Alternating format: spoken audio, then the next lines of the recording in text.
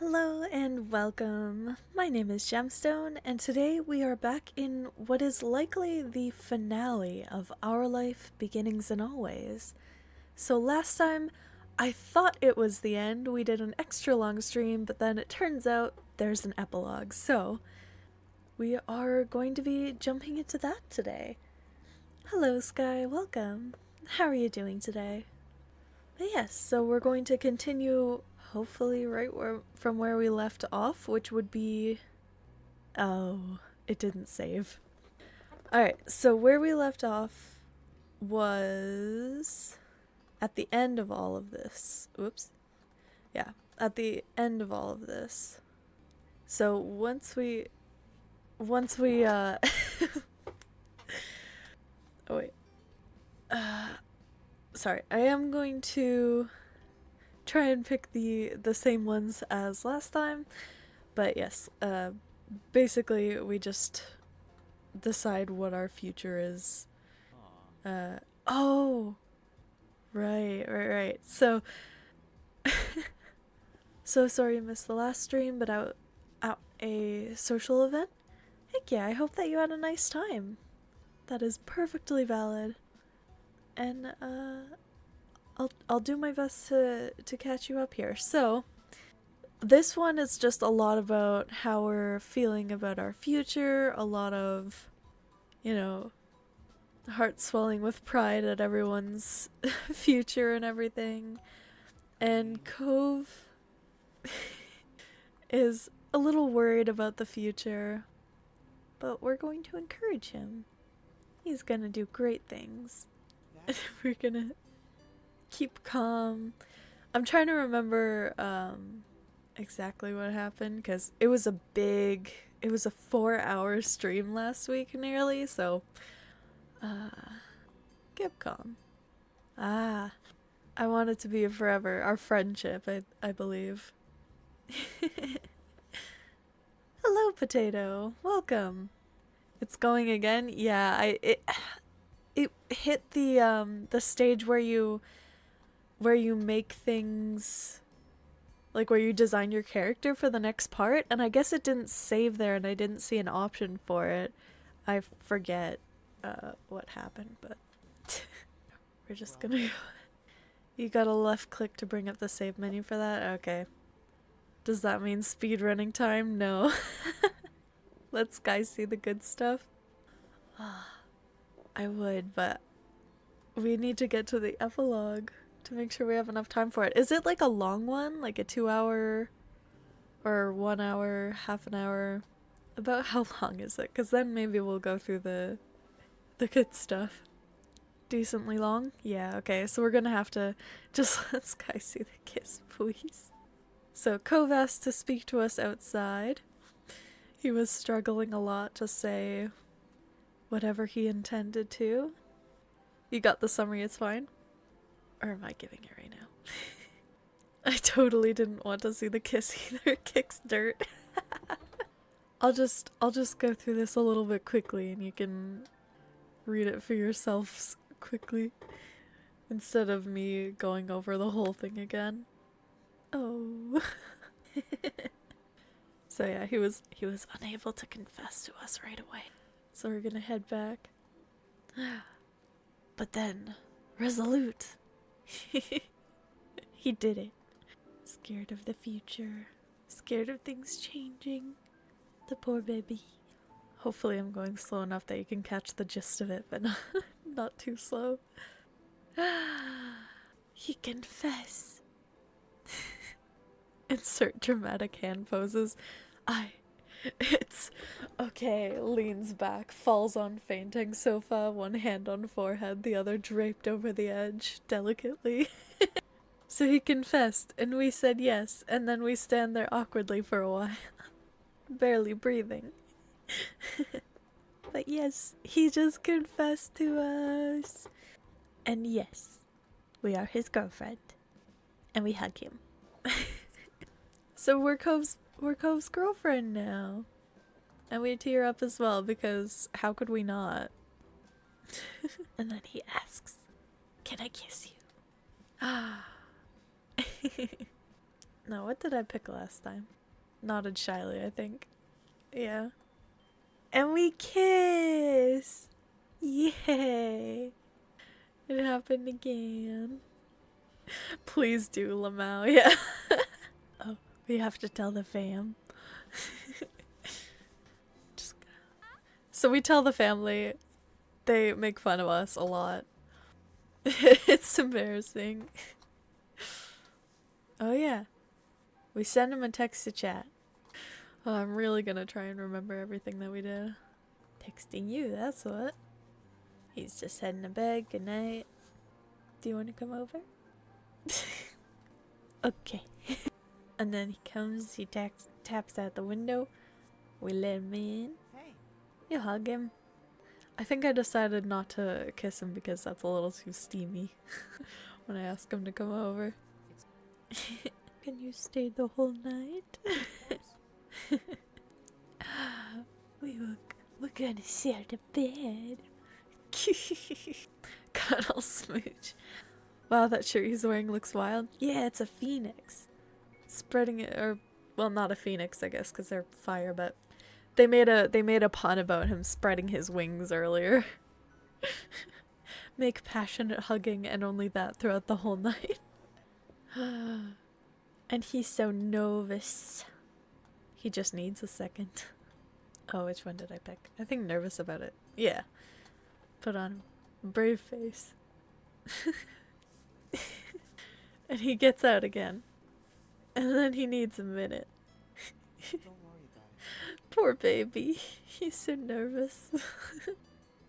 Breathing heavy. He's basically having like a mini panic attack. Poor guy. Nervous out of love, yeah. A beautiful nervousness. And then he eventually comes back. And then we cuddle. And then he said he loves us. And we're gonna say it back. Oh, he's so cute. But yes, so he confessed. We became boyfriend and girlfriend. And now we're cuddling. Long awaited. And then he woke up. Good morning. And then our family sees. We're both innocent. Sorry, I know this isn't the best content. If I would remember not to save. Of course I had to do it one more time before the game was over. I think it was this one. And then Kyra comes over in the morning. And we bring the lemon lamp soda. And we're doing a big beach day for the end of the summer. I play volleyball. Yeah, I paired up with Ma. Yeah. Good luck. And our friends came over and everything, so we got to say goodbye to everyone. It really felt like the end. Don't mind, it's like a recap at the beginning of a new episode of a show. Heck yeah. Wait. What did he say before that? Pleasure getting to know you both. Shake his hand since he extended it. I enjoyed meeting him. Heck yeah. Oh. I'm back to him. I think last time I just waved goodbye, but we need to go back and give him a hug. Oh, it's not actually skipping because I hadn't read that stuff yet. BRB getting cookies. Ooh. Ah, there we go. And then we decide to clear everything up. And then we saw Kova at the window after we were done cleaning. Man, the section was so long. Yeah, that's fine. Laid down and snuggled against him. And then we ended up being out all night long, which was really funny and really cute. I kind of want to draw that. Oh yeah, so we were out until the morning struck, and then we took a nap. And look, he's so cute. Oh, what key was it? Was it M? W? N? What was the one? I forget. I? No. I forget what was the key to make the text go away. Oh, this art is so pretty. He's so cute. There we go. Okay. Save. Alright, let's get back to it. 24 minutes into the stream. Alright. We are staying the same, I think. Yep, we're gonna be staying the same. Done. And we're gonna keep it on relaxed love because, yeah, we're just so comfortable with him. We've been with him for 10 years. Should we customize the appearance at all? Oh! Oh my gosh. He's so cute. We're sticking with that. There's more initiative! Came back at a good time, indeed you did. Middle initiative. And so, your days growing up in the loving cradle of Sunset Bird came to an end. In the years that passed since graduation, you'd moved out of your childhood home and made your own way in the world. You lived with Cove and his fish. And you had a business of your own. I'm an artist. Had a business of your own in the art industry. Your family members went through the same kinds of leaps into independence. Liz and Lee both eventually earned degrees and started fantastic careers in new towns. But your mom's and Cove's father still lived on the same street as they had for all those years before. It was comforting to you that there were some things that remained in the old neighborhood. And despite the ever-changing reality of your adult life, your friends were still your friends. Though, of course, things weren't exactly the same for them either. Very recently, Terry publicly came out as a man and switched the spelling of his name to use a Y instead of an I. He also confessed his love for Miranda, which she excitedly reciprocated. They moved in together recently in the city out past Sunset Bird. One person who did disappear into the shuffle of memories inside your mind was Baxter. After his vacation in Sunset Bird 1 year, he was just gone. That was a loss you felt. He had become someone you'd considered a friend during those days. And then there's what became of the sad little boy you grew up with, Cove Holden. Your deep affection for him was something that continued to last unabated over the years. And the two... Oh, but what if we do it in this? Ooh. But hopefully you would commit to each other even more someday. I don't know how long it's been. He truly thrived in his continued efforts of cultivating loving and supporting relationships with his family and friends. His personality had changed, becoming more reserved, though not at all unkind. Cove was a gentle, loyal, considerate man who took the lessons he'd learned over the years to treat the people around him with patience and understanding. Oh, good boy. When Cove eventually developed a picture of the future he wanted to have as an adult, you could see where he was coming from based on his past interests. He went to college to study marine biology. His ultimate goal was set on becoming a natural resource technician, and he still volunteered with Orca when his workload allowed it. As an adult, Cove was also able to recognize, and have diagnosed, that he was on the autism spectrum. Ah. It was something that hadn't been noticed by his doctors as a child, but he was still the same Cove he always was to you, and he was just glad to understand himself better. That's a mood, buddy. It thrilled you to see how happy and successful he'd grown up to be. On the whole, life continued its steady beat forward, and you all went with it down the paths you chose. It was strange and wonderful. But no matter how old you got, how far you roamed, or how long you were away, the home you had in Sunset Bird still called you back eventually. Oh. The car rumbled down the highway. You had started to zone out when a truck in the left lane loudly zoomed past. Your driver didn't remark on it, just like anything else this trip. You went back to staring out the window, letting the scenery pass you by. You did appreciate the spacious back seat of your ride. You hadn't known exactly when you would be coming in, so you had decided to use a ride app rather than ask your moms to pick you up. It had turned out to be a convenient choice. You looked forward to surprising your parents at the door. You smiled at the thought of their faces lighting up. Luckily, this hadn't been that big of a trip for you. You lived close enough that the travel hadn't turned into a big production. However, that didn't make the occasion mundane.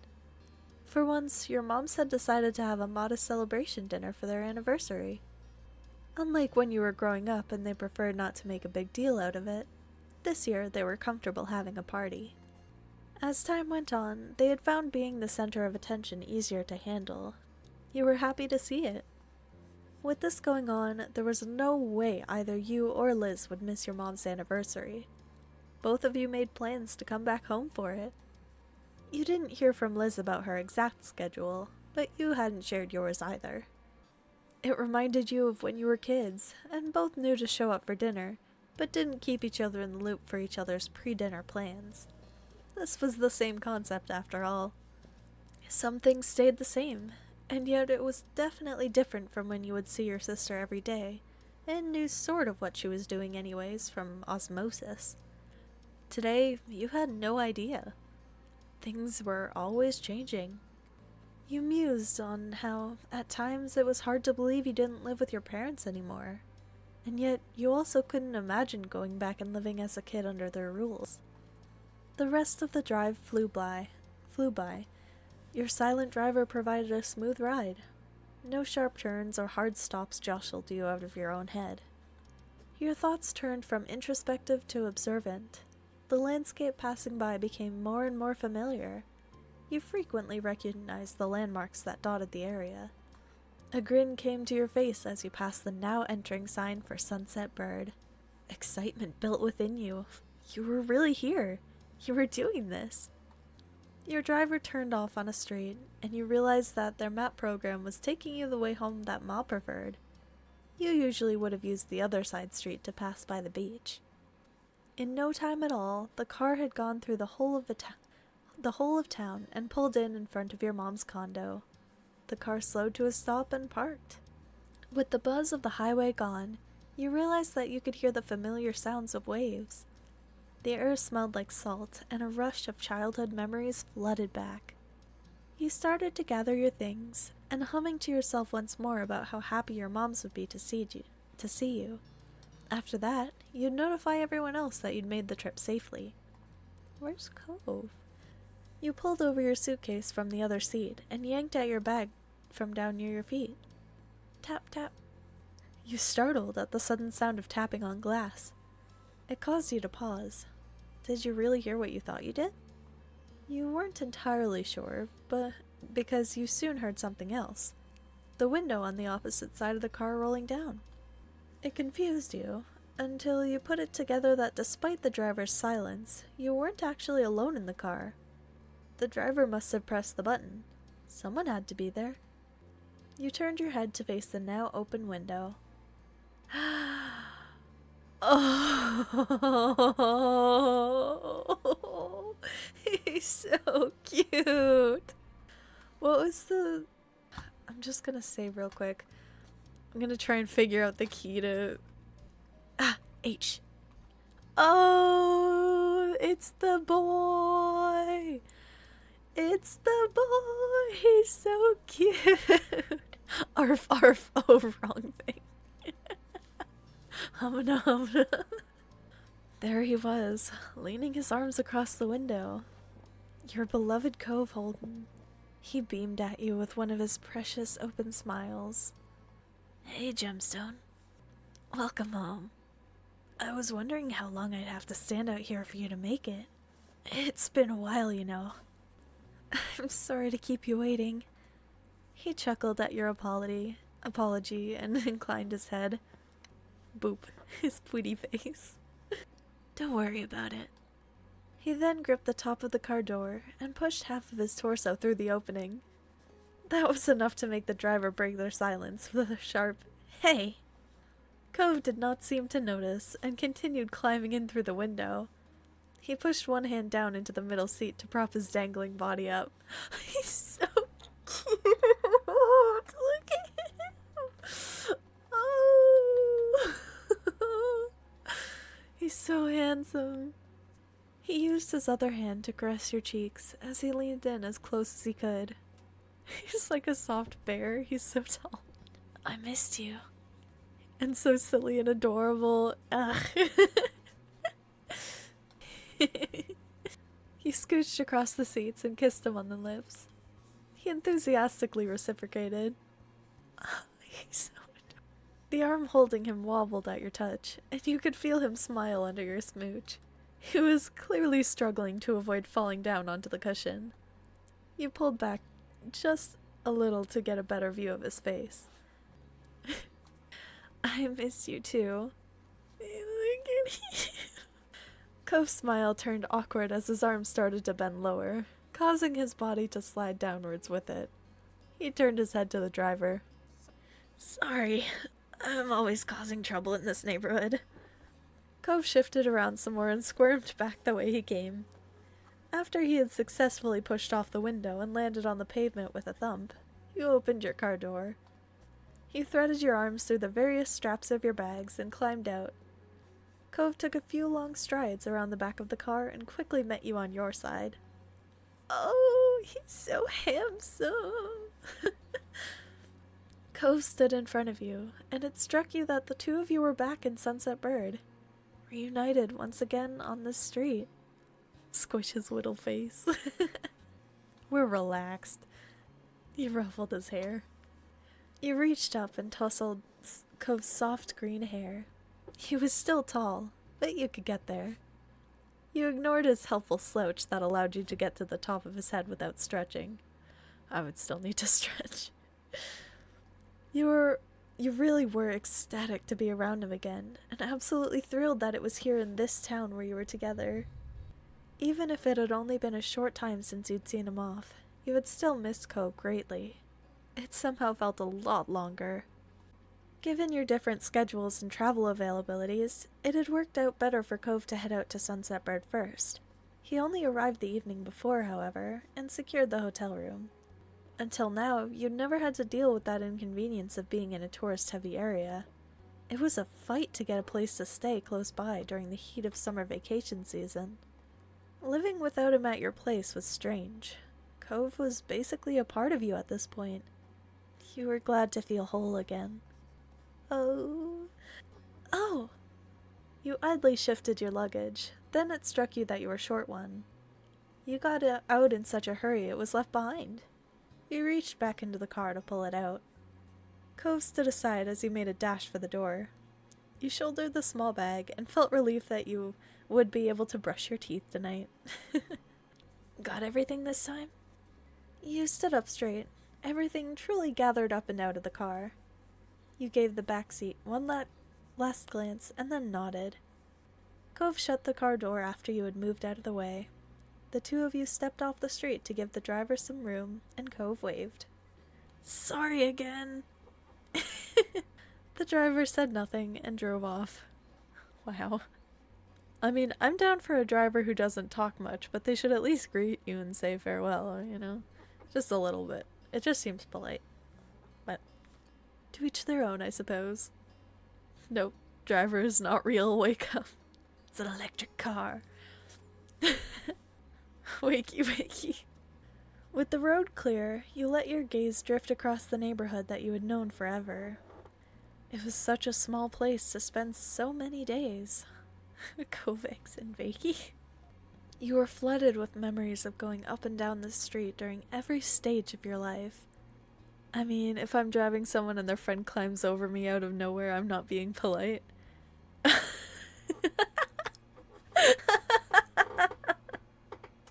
That's a really funny visual.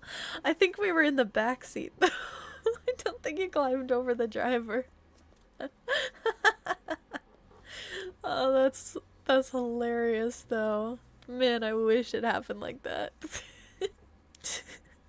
Being a little kid, following your big sister to the playground, becoming a teen and staying out later, and growing into an adult who left their parents' house behind to be independent.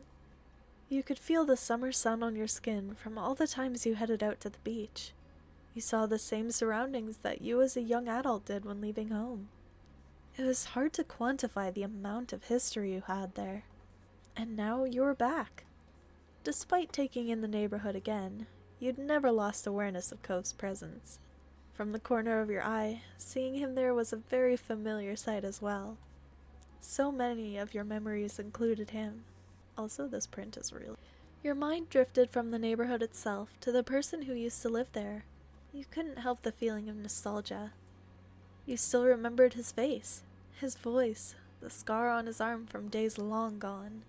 He had changed so much since you had first met him. Yet, even with those changes, he was always recognizable, because he has green hair and wavy eyebrows. He was familiar like the sky was, in the way you knew the sea. Every day they may appear different, but they're still an inextricable part of life. Okay, come on, let them be wholesome. I know, I'm just joking. Look at me, I have crystals on my shoulders. I don't get the right to judge. It was the world, with help from Mr. Holden and his ill-thought $20 bill, that brought you together to begin with. But the two of you had chosen each other. You would never let your interactions fade. You had decided to nurture your relationship into what it was. And you would continue to keep Cove close into all the rest of your adult years. Cove was the partner you wanted for life. You couldn't be more grateful to call him your boyfriend. It would be impossible to imagine life without him. Oh, the little quirked eyebrow is so adorable. Cove noticed you staring at him after a while, and smiled, with his eyebrows rising in curiosity. He was very transparent in his question if there was something you wanted to say.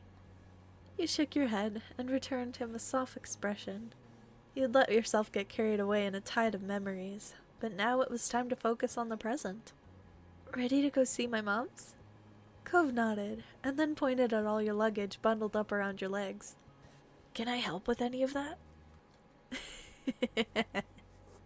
Me. Literally me. Nah, it's like carrying in all my groceries in one go. I can do it. Well, fine. Who am I to get in the way of your task? He smirked at your seriousness at something that was admittedly ridiculous. The bag situation resolved, the two of you strolled over to the Hoseki residence's door. You started to pat your pockets instinctively, only to realize that you no longer carried a key to the house. Your eyes scanned the entryway, a little lost, only to spy the doorbell. The thought of having to ring it felt super weird. As you pressed the inconveniently placed button on the side wall, you remembered that no matter how much this place would always be a home to you, it wasn't where you lived. Being back here was like putting on a uniform after you quit the store where it came from. It had remained the same, but your circumstance had changed. Man, I feel this is so relatable. Cove shifted on his feet awkwardly, obviously also thrown about you being stuck out here, keyless. You heard muffled voices and shuffling around from inside. Your heartbeat sped up in anticipation. The door swung open, and there was your mom's smiling face. She immediately brightened at seeing you standing there. Oh! Well, well, well. Mom twisted her head back and gave a shout down the hall. Lonnie, guess who's here? The mama is so aged, yeah. So pretty still, indeed. There were more distant noises, no doubt Ma getting up from wherever she was to come see. Her high-spirited words rang out clearly. I hope it's one of my children. Mom snickered, still holding the door only half open to hide you for a little longer.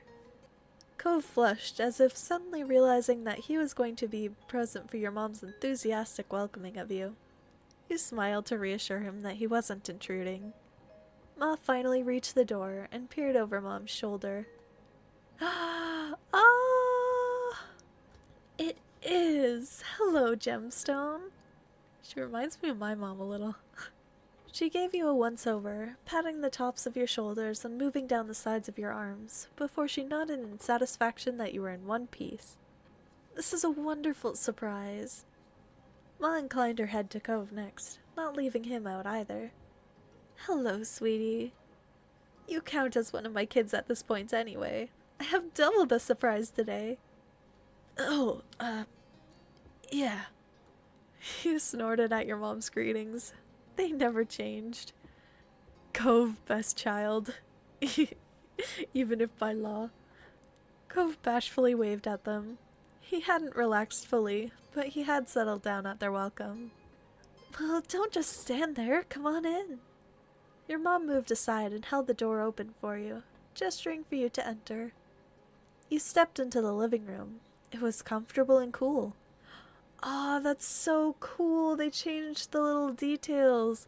Like the cushions are different and there's a bowl here now and there's flowers and stuff. Ah, that's so awesome. Cove was a half step behind you, his eyes on a new painting your moms must have added since the last time you were here. Things were mostly the same, but there were more decorations since you had seen the house last. Mom may have gotten the urge for some interior designing again. It struck you how odd it was to be the guest, only observing their choices for the living space here, rather than a full-time occupant. Ma came up in front of you, excitement in her eyes. I'm so glad you're here. You know your mom and I would have been happy to pick you up, but you're self-sufficient and responsible. That's okay. What matters is that you arrived safely. Mom appeared at her side with a nod. Welcome back, kiddos. You appreciated that your parents respected you as an adult, even if Mom still called you kiddo. You figured long ago that you'd always be her kiddo, no matter how grown up you became. It was part of the whole parent-child deal with her. Let's hug him, we haven't seen him in a while. You took another step forward and pulled Mom and Ma into a great big hug, squeezing them tight. Their arms wrapped around you in return, and you could feel their love for you in their embrace. It's so great to see you. Of course. It's always nice when I'm able to come by. Your mom's giggled, pleased. I hope you've both been doing well. Is everything set up for your anniversary dinner? We're happy to help if there's something we can do. We've been plenty fine. It's been a little quiet, but that's not a bad thing. Mom placed her arm around Ma's shoulder and gave her a side hug. Don't worry about the party. We're just planning to eat at the Cypress. Nothing fancy. Which is kind of a funny thing to say about a pretty fancy country club. The biggest issue has just been making sure everyone can make it for the day. Speaking of which, Liz will be arriving tonight. We're planning on picking her up later. I guess Liz isn't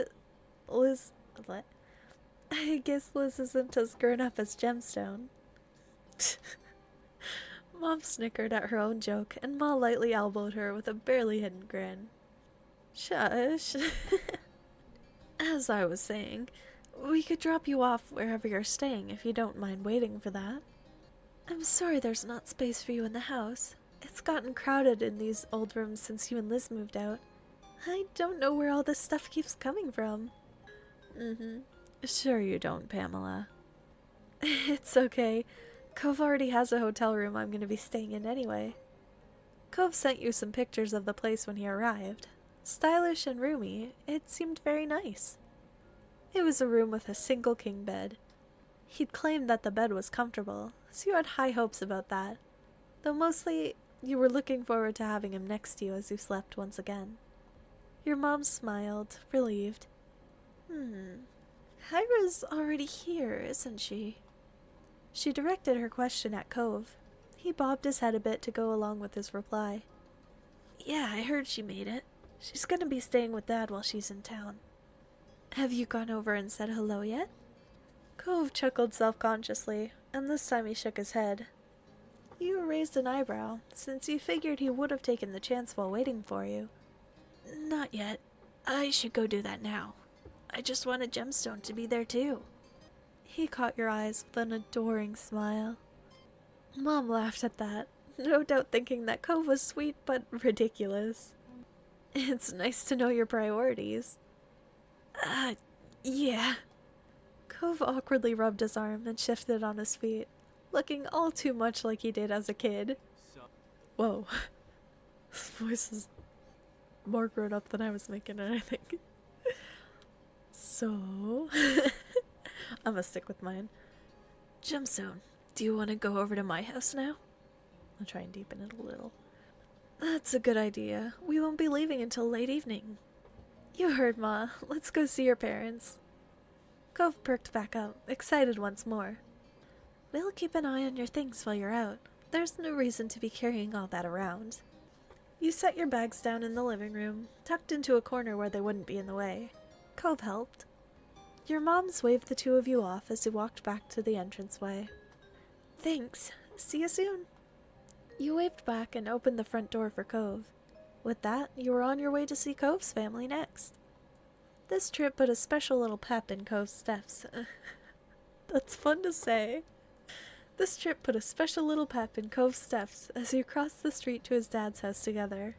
Your spirits were equally high. Doing this, you felt like a teen again. You had known Cove's parents for a long time now. When it came to what you called his dad, probably stick with... That sounds like we're mad at him again. We'll stick with Mr. Holden. At this point, you couldn't imagine calling him anything else. Despite it being formal, it rolled off your tongue naturally. For his mom, you were still on a first-name basis with Kyra. She always preferred that, even when you were still just a kid. Honestly, you couldn't imagine calling her anything else.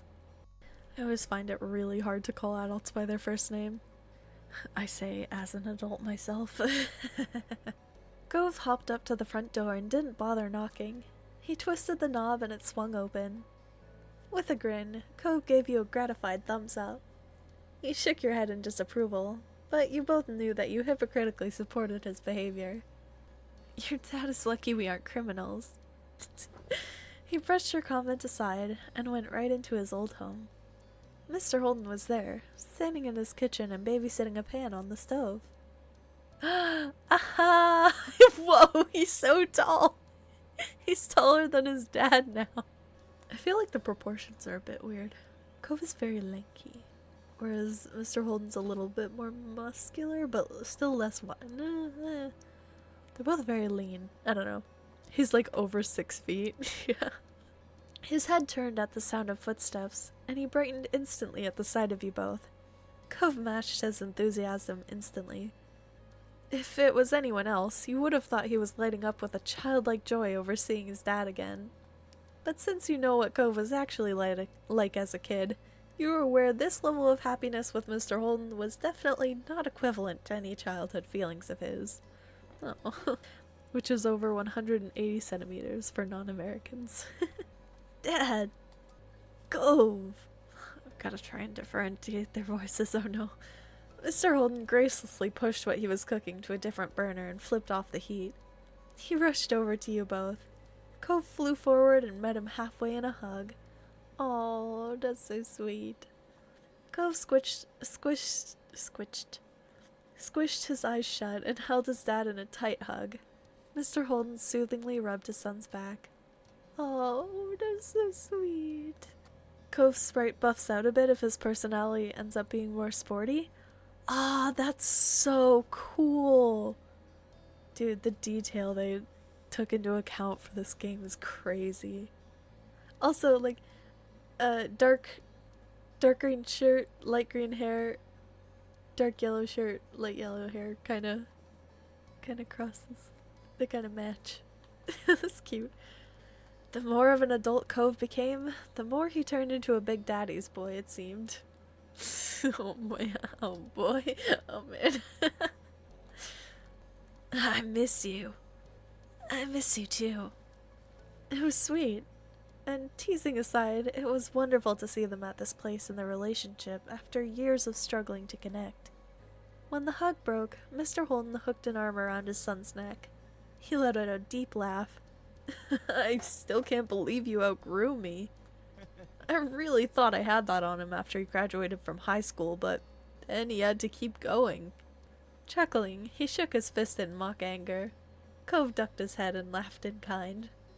Sorry, Dad. Cove's cheeks turned pink, and he averted his eyes. He was becoming bashful, so you knew he had more he wanted to say. Cove softly added, "But I was raised really well." Oh. His dad expression instantly crumbled with emotion. He sniffled. Cove put an arm around him too and tugged him into it. Let me start once more. Cove put his... Okay, one more time. Cove put an arm around him too and tugged him into a side hug. You observed their little reunion fondly. happy to let them enjoy their moment. They were a perfect pair of sentimentality. Oh, look at his shaky little face. Oh. Mr. Holden eventually turned his attention to you. Hi, Gemstone. So great to see you. He pulled away from Cove and approached you with a little wave. He was back to his cheery self. I feel like, hi, Mr. Holden. It's so nice to see you. Hi, Mr. Holden. It's so nice to see you. He's sentimental. I feel like he would enjoy a hug. I give people hugs when they need it, and I feel like he needs it. Like, in a way that he would greatly appreciate it or feel slightly hurt if I didn't.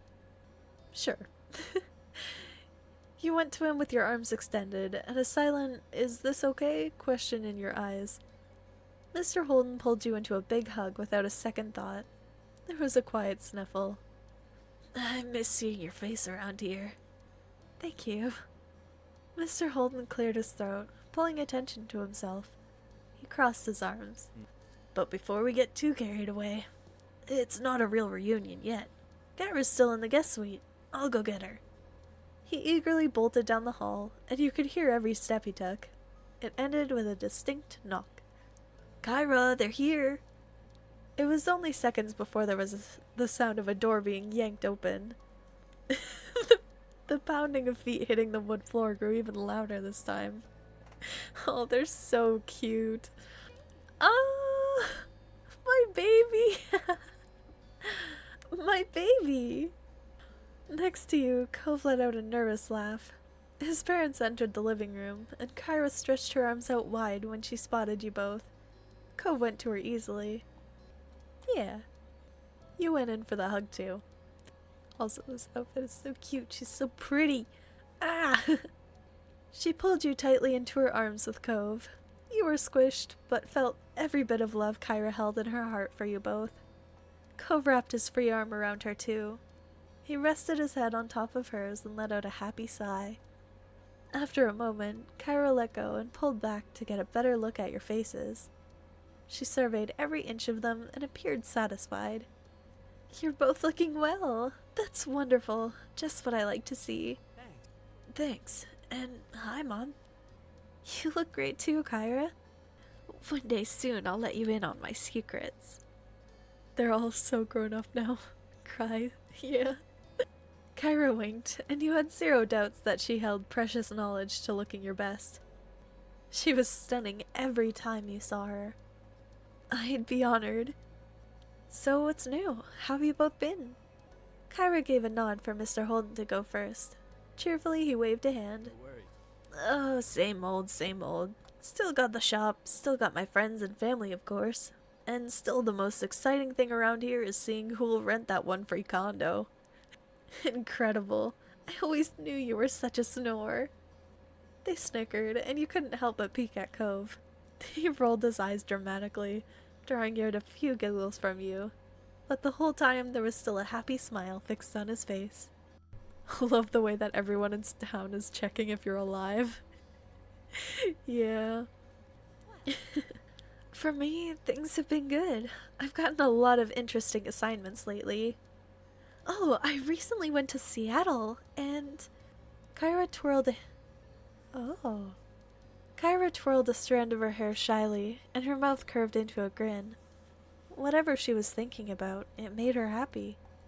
Things have still been going well with that guy from work, but it's a little early to bring him all the way out to Cali to meet the family. Cove crossed his arms. He and his dad nodded. It was clear she appreciated the acceptance from her two boys. I'm really happy for you. Thank you. You were honestly glad that things were going well for her. She was clearly grateful for your approval as well. So, that's us. Do you two have plans for your first day back? The only thing I have to do is pick up Liz later tonight, before we head back to our hotel room. Great, great. He suddenly looked over his shoulder, his eyebrows pushed together. I'm glad you're here, but I just remembered that I was in the middle of cooking something. Only a small cackle escaped you, while you fought off the giant grin taking over your face. Meanwhile, Cove erupted into laughter that had his dad shaking his head. That's fine, Dad. Go salvage what you can. I think it'd be nice to explore the old neighborhood for a while anyway, since we've got the time. Cove directed the last part to you as he spoke, hoping that you'd want to go with him. You nodded automatically. You were already looking forward to it. That's a perfect idea. I think so too. You should go enjoy the day. I'll hang back here so I won't be a third wheel.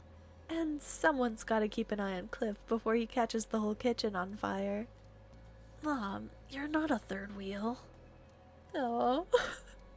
Cove stiffly stuck his arms against his side like a little child. A small smirk tugged at Kyra's mouth. She winked. You know what I mean. Have a good walk. We'll see you both later. Cheerily, Mr. Holden waved before going back to his cooking. Cove smiled warmly. Okay, bye. Bye, we'll see you soon. Oh, they're so adorable. Cove trailed behind you as you walked into the welcoming summer sun. He stopped, closing his eyes to stretch his arms in the warm rays. You took his hand. Your hand slotted into place through his fingers. Glancing at you, his mouth pulled into a bent smile, and your fingers intertwined. Naturally, you found yourself heading down the road towards the beach. Your spirits rose even higher as you strolled across the sand, heading for the shopping district. Arriving, you wove past tourists who were taking in the sights for the very first time. Being a local was a badge of honor you wore proudly. You casually walked past the shops. Over the years, some had closed down, but many of the stalls were still exactly the same as they were when you were little.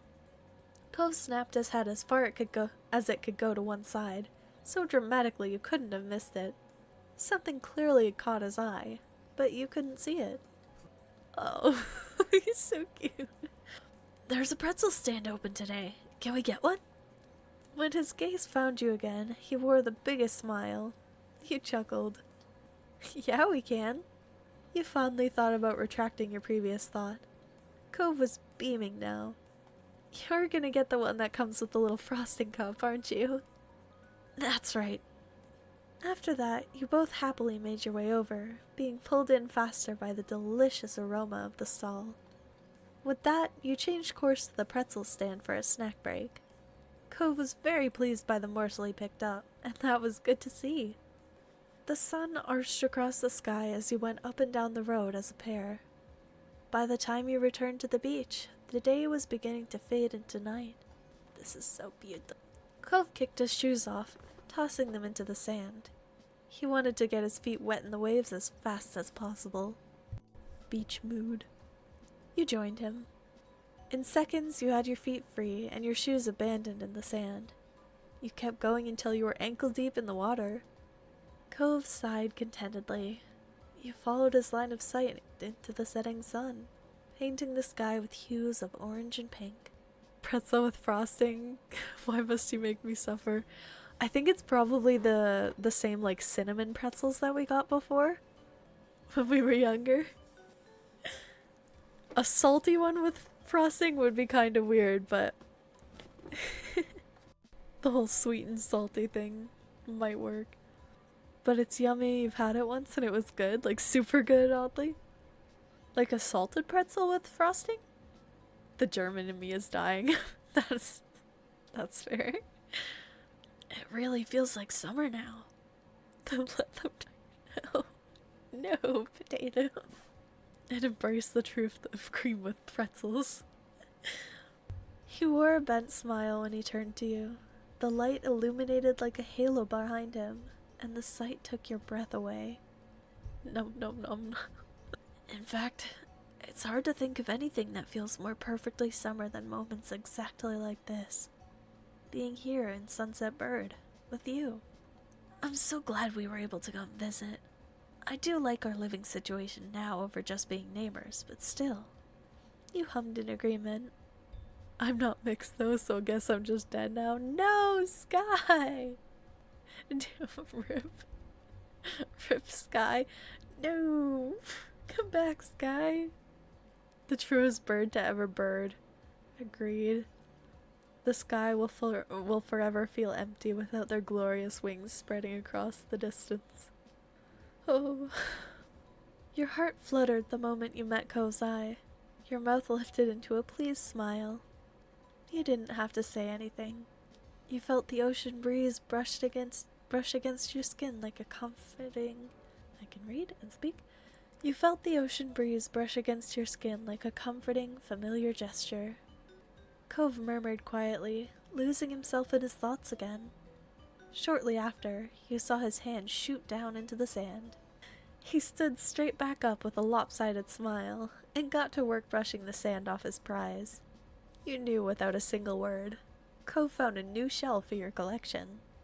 As you wandered down the beach, Cove followed at your side in comfortable silence. Your shadows stretched across the sand like they were leading the way. The only noise you could hear were the soft footfalls of your feet and the waves gently rocking into the shore. For a moment in time, it felt like there were only the two of you in your own little world. Eventually, the bubble popped when you realized that your phone was going off. It was Ma, hoping that you were going to be back soon. Curious, Cove's eyes slid down to your phone. You let your hand fall back down to your side, and you held the phone pressed against the palm of your hand. It's Ma. She wants to know when we'll be there. Cove scratched the back of his neck and shook his head. His mouth twitched like he just had a funny thought. Dang, parents. Always trying to make us come home before it gets too dark. You'd think after all this time they'd know we'd always find our way home. I think she knows. She's probably just excited to spend time with you. Think so? Yeah. If I was her, I'd be missing you too. After one last glance, you put your phone away again. Cove gave a small shrug. Ready? Yep. Let's go. Together, you left the beach, feeling the call of home pulling you forward. The both of you ran off towards your mom's house, leaving the waves behind, but welcoming the beginning of summer. Cove and you ran up from the beach, sand flying from your steps. Cove made it to the road first, but you managed to catch up to him by the time you reached the house. It wasn't exactly a race, and yet it also wasn't not a competition. Both of you were laughing by the time you bumbled through your old front door together. You inhaled deeply and shouted loud enough to be heard anywhere in the house. We're here! Your moms were seated in the living room. Their eyes sparkled as they locked on you, and your light dusting of sand. Welcome home. Mom leaned forward, eyebrows raised at your jubilant entrance. Ma sighed wistfully. That brings back memories. Cove chuckled shyly as he scratched the back of his head. I hope we're not too late. Nope, you're just in time, but you better start packing it up. Liz will be waiting. Ma nodded as she stood up from her seat. She lightly ran her fingers over her clothes to smooth out the wrinkles. It took you a second to remember where you had put your stuff. You needed to get it all in the car so you could get everything back to your hotel. Can I help? You shrugged and directed him to your bags. With Cove, your moms, and yourself on the job, it only took one trip to the car to get everything. It only took one trip on the way in. I'm a one-trip wonder. So there. Cove firmly closed the trunk, and you thanked everyone for the assistance. Of course, kiddo. Come along, Hosaki family. Let's get in the car. That means you too, Cove. You know you're essentially family anyways. Thanks. Exactly. Well said, Gemstone. Cove climbed into the back seat with a decidedly touched expression on his face. You got in on the other side. When everyone was situated and buckled, the engine was started and Ma pulled out onto the street. You couldn't help but feel amused to be stuck in the back seat with Cove, your mom's driving you around. It really was like you were little kids again. Cove caught you staring at him and gave you a bent smile. He was probably on the same wavelength as you from the sheer mischief in it. There was some light chatting on the drive. No one brought up anything too deep, and it mostly became swapping jokey stories. The entire trip was marked by a heavy sense of anticipation. Everyone was ecstatic to see Liz and hear what she had been up to. When you neared the airport, Mom pulled out her phone to call Liz.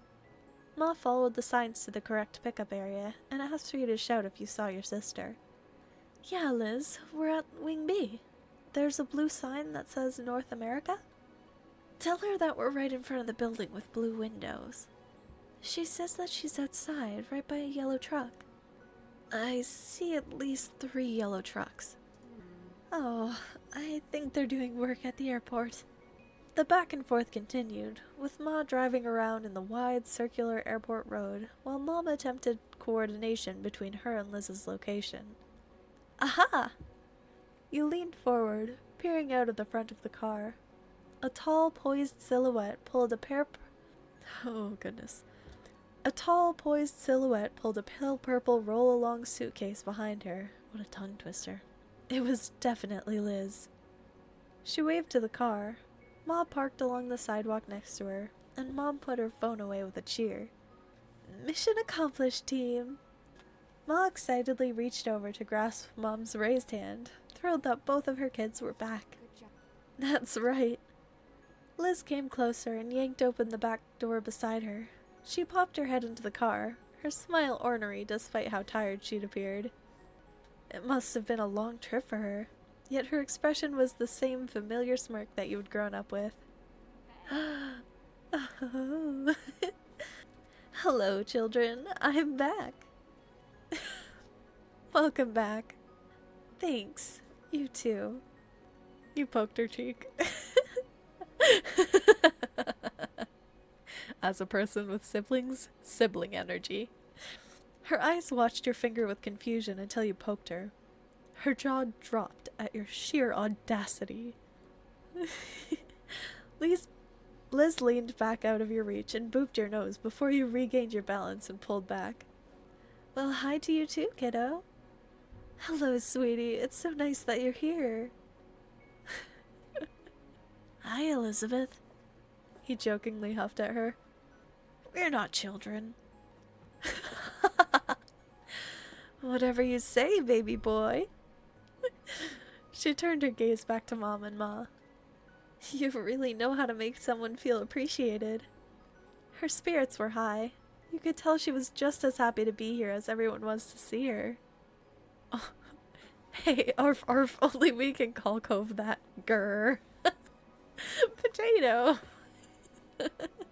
She left the door open, but ducked out to walk around the back of the car.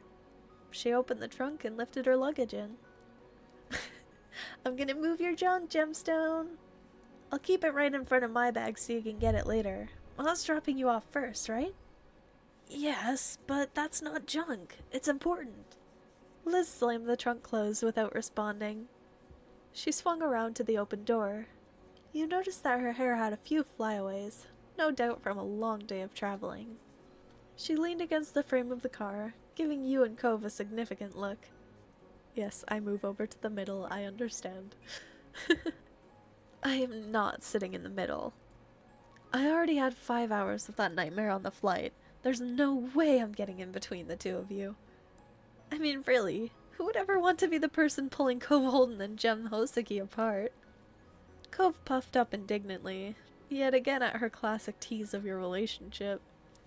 Liz continued along like she didn't notice. I don't care how you decide who's scooting. I figure you can fight it out somehow. Cove glanced over at you and shrugged. He unbuckled his seatbelt and moved to the middle. Thanks, Cove. No problem. I'm almost disappointed it was so easy. I meant it when I said we weren't children anymore. It's just the middle seat. Liz shrugged, not losing any of her smugness. Keep telling yourself that, and I'll keep taking the window seat. With the window seat open, Liz squished herself into the car and shut the door. When everyone was settled, Ma began to pull out. We're off. Oh wait, We're off. I don't know. Liz crossed her legs, compacting herself slightly. She braced most of her weight on the door behind her instead of sitting up straight. It gave her a little more room. That's why I would sit in the middle, because I'm comfortable leaning right against Cove. My sister's probably more comfortable leaning right against me. I don't know. Just feels like it makes sense. Hopefully we can finish the journey. This car is almost as old as we are. And it's still just as good as you are. Bruh. You silently watched what was happening outside the window. You saw a plane arriving out in the distance. You wondered where it had come from, and imagined what all its passengers were here for. Mom turned up the radio as Mom merged onto the highway. The station was familiar, the normal soundtrack for when she had driven you and Liz around town. Liz bounced in her seat, enjoying the classic tune. The song would be old enough to vote at this point if it was a person. That was hard to believe. With Liz, the conversation livened up, despite it getting later and later in the night. She told you all about her week and all the travel preparations she'd made. By the time she'd made it to the actual tale of travel itself, Liz started chuckling. On the plane, Liz had sat next to a couple of girls who had talked a lot about how well they could read people. Liz recounted their conversation with her in hilarious detail, as they had apparently tried to guess her occupation after only shaking her hand. Neither of the girls could agree with one another, and Liz had refused to just tell them. However, the drive to your hotel was only so long. Eventually, your group arrived. You yawned and got out of the car when it stopped. Oh, we don't get to find out if they read her successfully? Cove clambered out after you. Liz gave a loud sigh of relief at all the extra space she found herself with. You and Cove grabbed the luggage and then waved off your family after you said your goodbyes. After they left, you went to go find your room. You scanned the keycard to unlock your hotel room. It sounded out a soft beep, and you turned the handle of the door. The door creaked open, then you craned your head in to take a look. The first thing you noticed was the large king-size bed in the middle of the room. It was a prim, modern-looking space. It seemed clean and smelled faintly like floral air freshener. A smile played on Cove's face as he watched you take in the space. The bed's nice, huh? Which one of us is gonna use it? You burst out laughing. That was a joke. Can we please share the bed? Yes. Thanks. I got a good hotel, didn't I? Yeah, you picked out a nice one. Cove smiled like a big, pleased puppy. You and Cove continued to chat as you settled in. You unpacked some of your stuff and checked out all the room's amenities. Cove pointed out the mini-fridge and started puzzling over what food could be ordered to the room. However, the fact was you were both exhausted. It didn't take too many yawns before you both changed into your pajamas and called it a day. You had to hunt along the wall to locate the light switch. When you finally found it, you flicked it off with a sense of triumph. Oh, this is so cute. You turned your head over to Cove, who stood behind you in his pajamas. He was cozy and comfortable, but the pieces didn't match. He never minded that. Well, you should get some sleep. I didn't even say it yet. Cove smiled, a soft expression that was adorable. Okay, let's go to sleep. Despite saying that it was bedtime, Cove took a step towards you. He wrapped his arms around your back, and you leaned into his embrace. Then he lifted you off your feet. What? Still not putting you down, Cove promptly dropped himself backwards. The both of you crashed onto the tight-tucked sheets of the hotel bed. He laughed the entire time. Cove bounced on the landing and absorbed most of the impact. He laid on his chest, feeling a little jostled. You giggled alongside him. That was unexpected but absolutely thrilling. Your laughter only made him laugh louder. He smiled up at the ceiling, a thought clearly crystallizing. What a soft smile. My dad used to do that kind of thing to me when I was little. Sort of. Nostalgia was clear in his voice. It was a fond memory, and you felt something warm in your chest. You made a small noise of understanding that turned into a yawn. Dang nabbit. When Cove yawned in return, you pulled at the sheets until you were actually under the blanket. I can start an odd conversation. How very neurodivergent of me. That is something I would do. You stuck your tongue out at him playfully. Cove snorted and scooted up so that he was more propped up on his pillows. Then you kissed his nose. You rolled and propped yourself up on your elbows so that you could give Cove a quick peck on the nose. He beamed back at you, obviously enjoying his goodnight kiss. Hey, do you think pigeons have feelings? Sky, you're alive! Yay! Welcome back. Do you think pigeons have feelings? I think they have instincts. Not feelings in the sense that people do. That's what I'm going with. Cove wrapped his arms around you and snuggled next to you. He let out a contented breath. You reached out to hold Cove under one arm, and then used your other hand to comb through his hair. Lol, sorry, I was drawing the entire time. All good, it's just funny because you said I guess I'm just dead now and then disappeared. What are you drawing? The two of you relaxed into one another, and you knew neither of you would want to be anywhere else. I can't believe we're really here. You and Liz and everyone else are going to be here in Sunset Bird again. I was staring at all the scenery going by while we were driving here, and it honestly felt like we never left. He ran a hand down his face. I mean, in some ways it feels like it's been ages and everything's different. Some of that's definitely because I'm staying at a hotel instead of being in my room at Dad's, but yeah. It's so weird. Cove nodded. He understood completely. I'm looking... A yawn forced an interruption into the statement. Gemstone was undeterred. Cove was undeterred. I'm looking forward to this. You tucked his head into your neck. You felt his lashes flutter close against your skin. Ooh, you finally got a graphic tablet? Heck yeah. Is it a display tablet or one of the little pad tablets? Cuddle, hold him, mwah. So I'm trying to figure that out, lol. Oh, it's a display one? Oh, that's awesome. Heck yeah. What brand? Same here. I'll see you tomorrow, Gemstone. His words were a whisper you barely heard.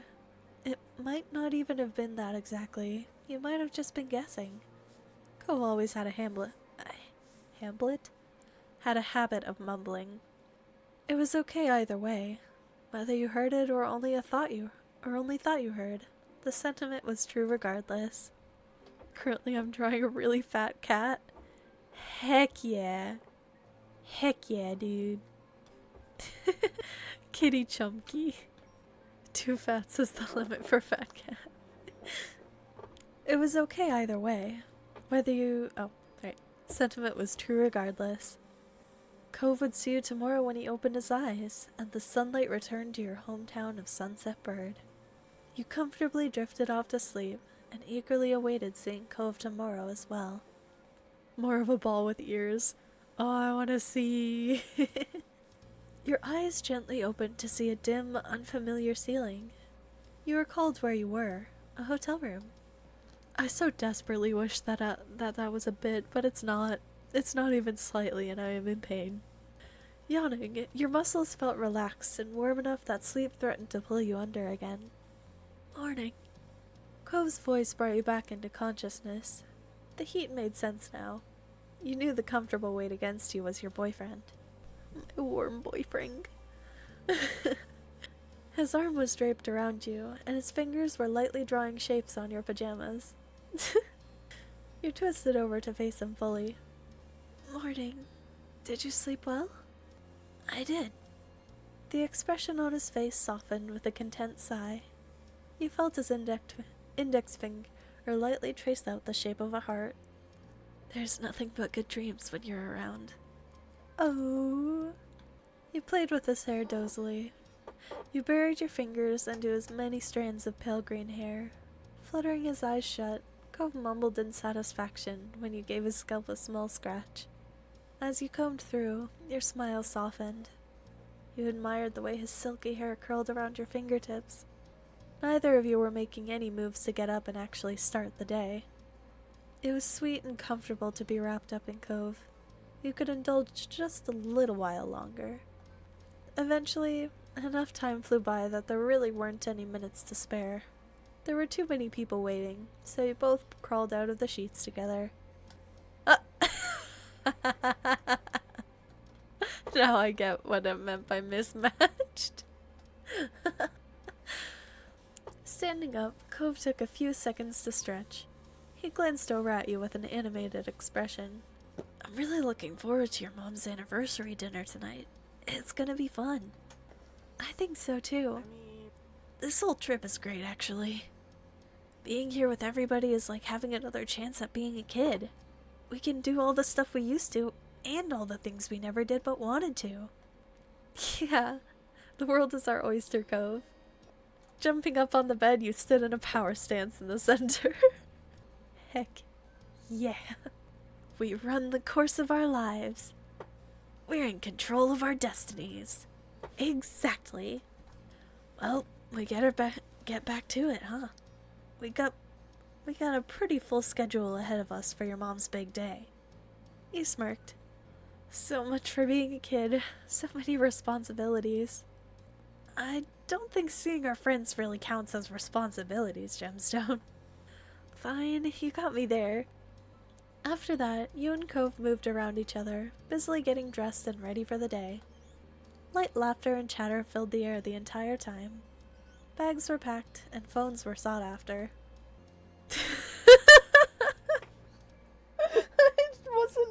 I wasn't prepared.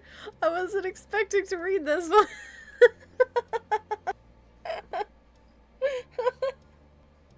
You know what to do. No. I wasn't expecting it. It must be done. For the sake of chat. Oh, man. It would be this one, and this one, and, this one. Fine.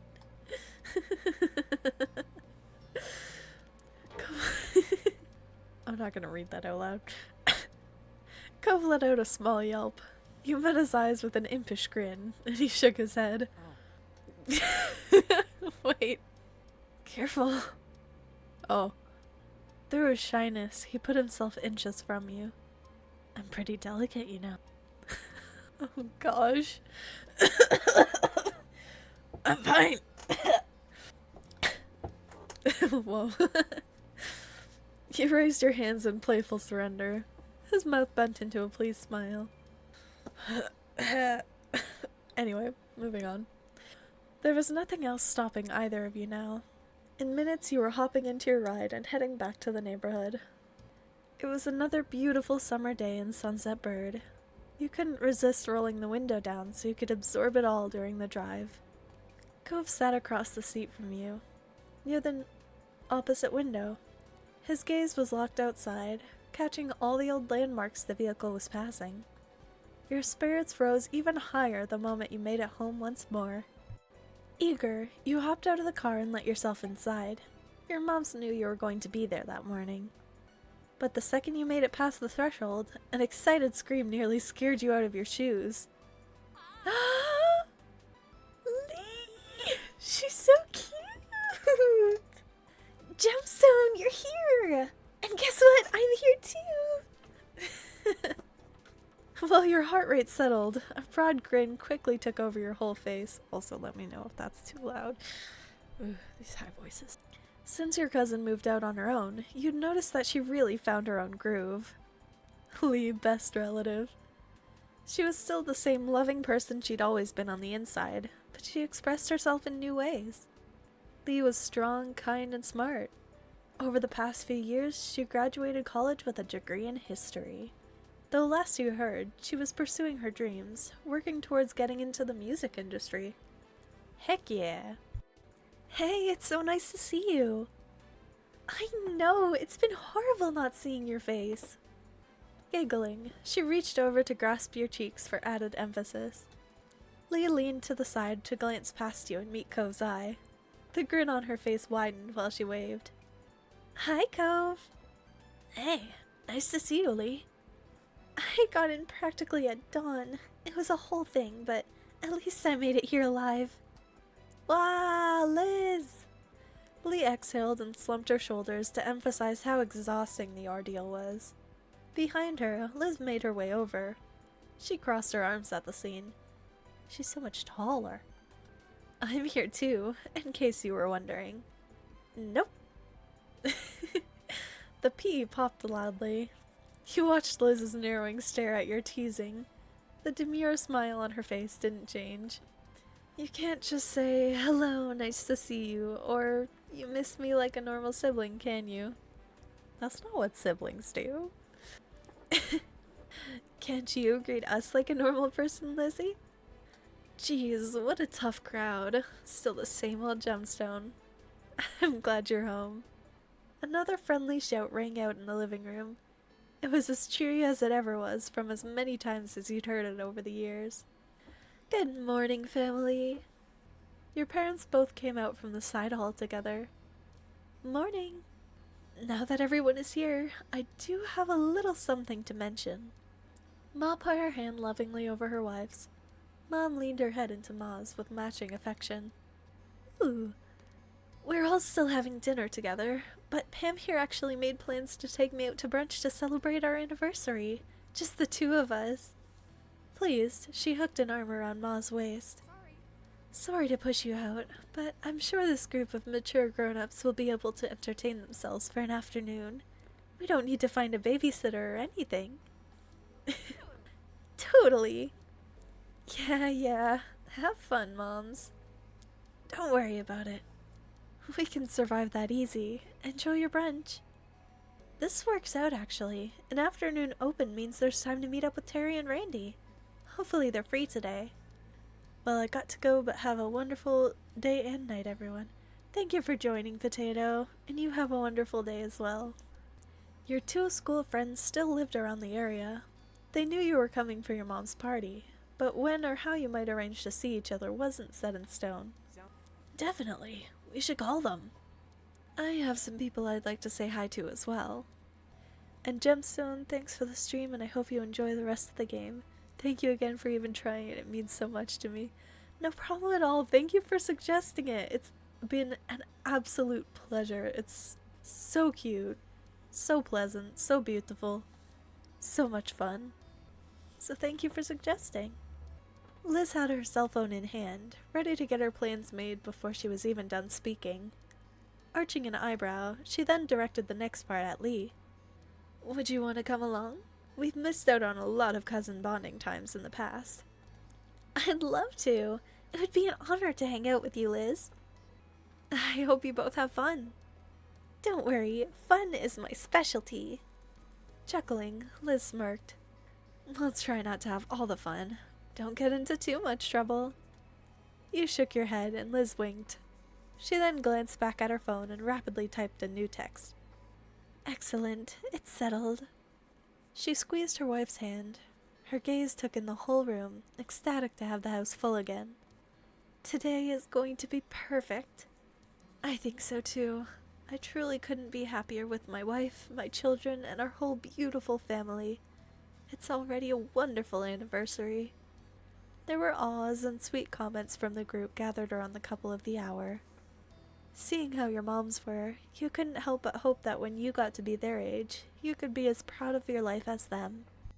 But Ma's attention then fell on you, and the look on her face twisted mischievously.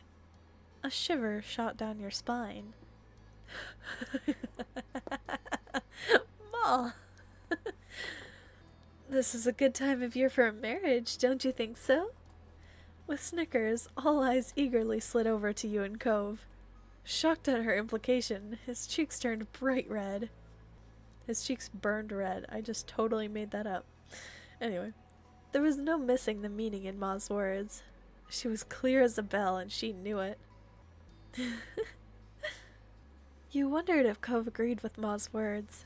You had been hopefully waiting for him to ask. But you stared straight ahead, trying to conceal the marriage thoughts spinning in your head. The last thing you wanted was to pressure him into acting before he was ready. You caught Cove shyly rubbing at the slight scar that was still visible on his arm. His stuttering never quite reached full sentences. It instead turned into silence. Cove's brain was shutting down. Ma had sympathy for him.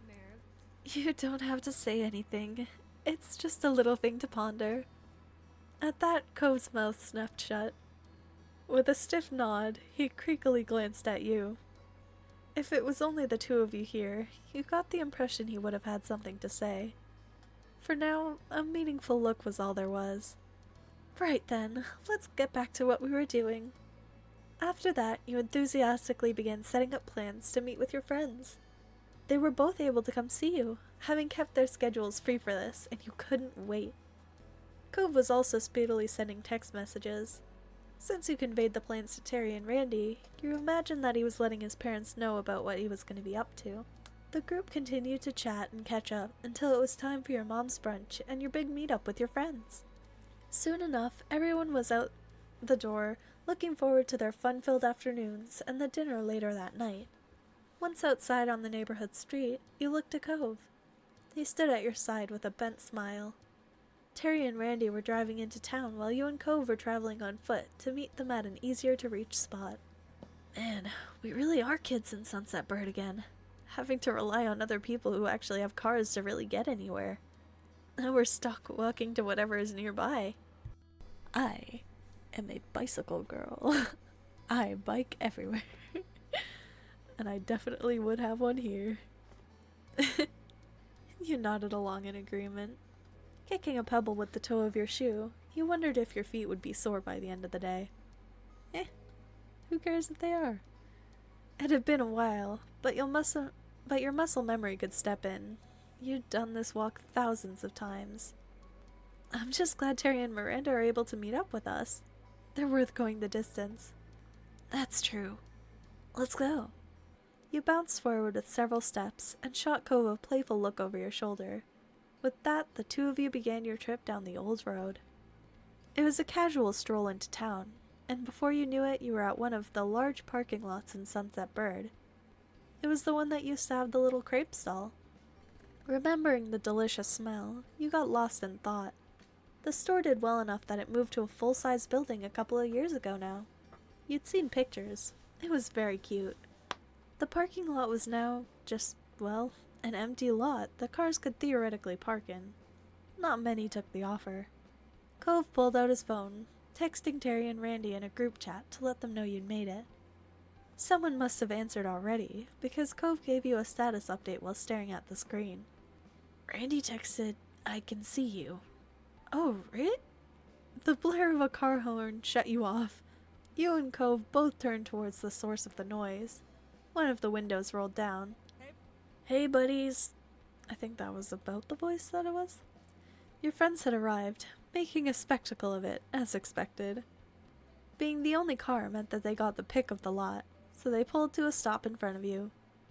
The window closed back up, and instead the two front doors popped open. Terry and Miranda stepped out onto the pavement.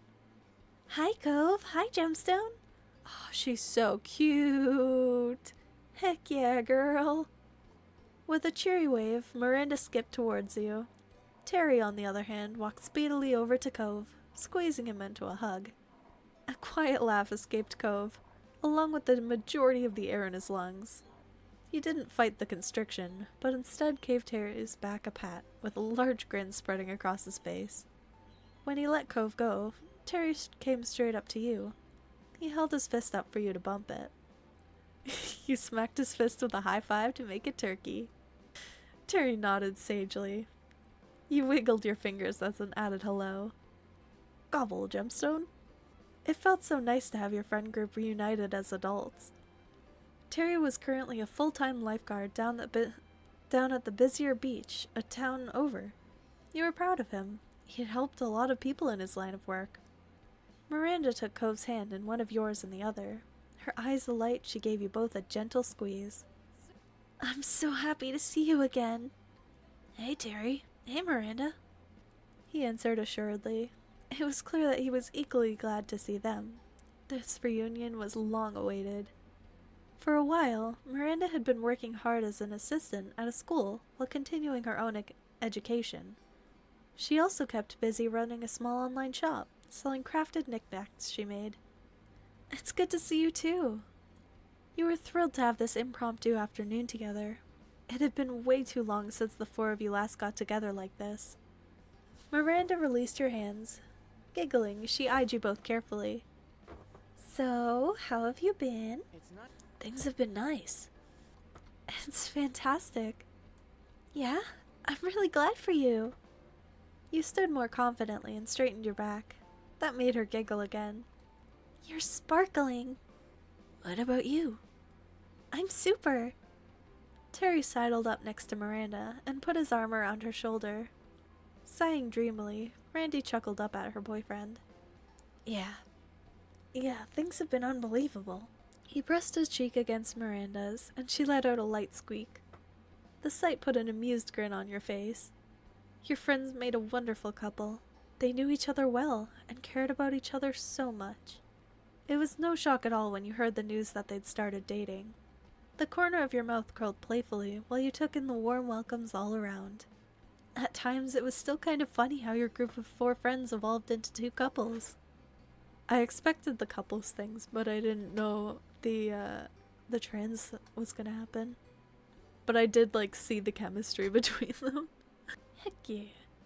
Not that you were complaining about it. You thought it was an amazing thing. Cove then pulled his phone out and peeked at the screen. He repeated the motion every so often. You raised a curious eyebrow at his unusual behavior. Cove was too focused on whatever he was doing to even notice you noticing him, which was even stranger.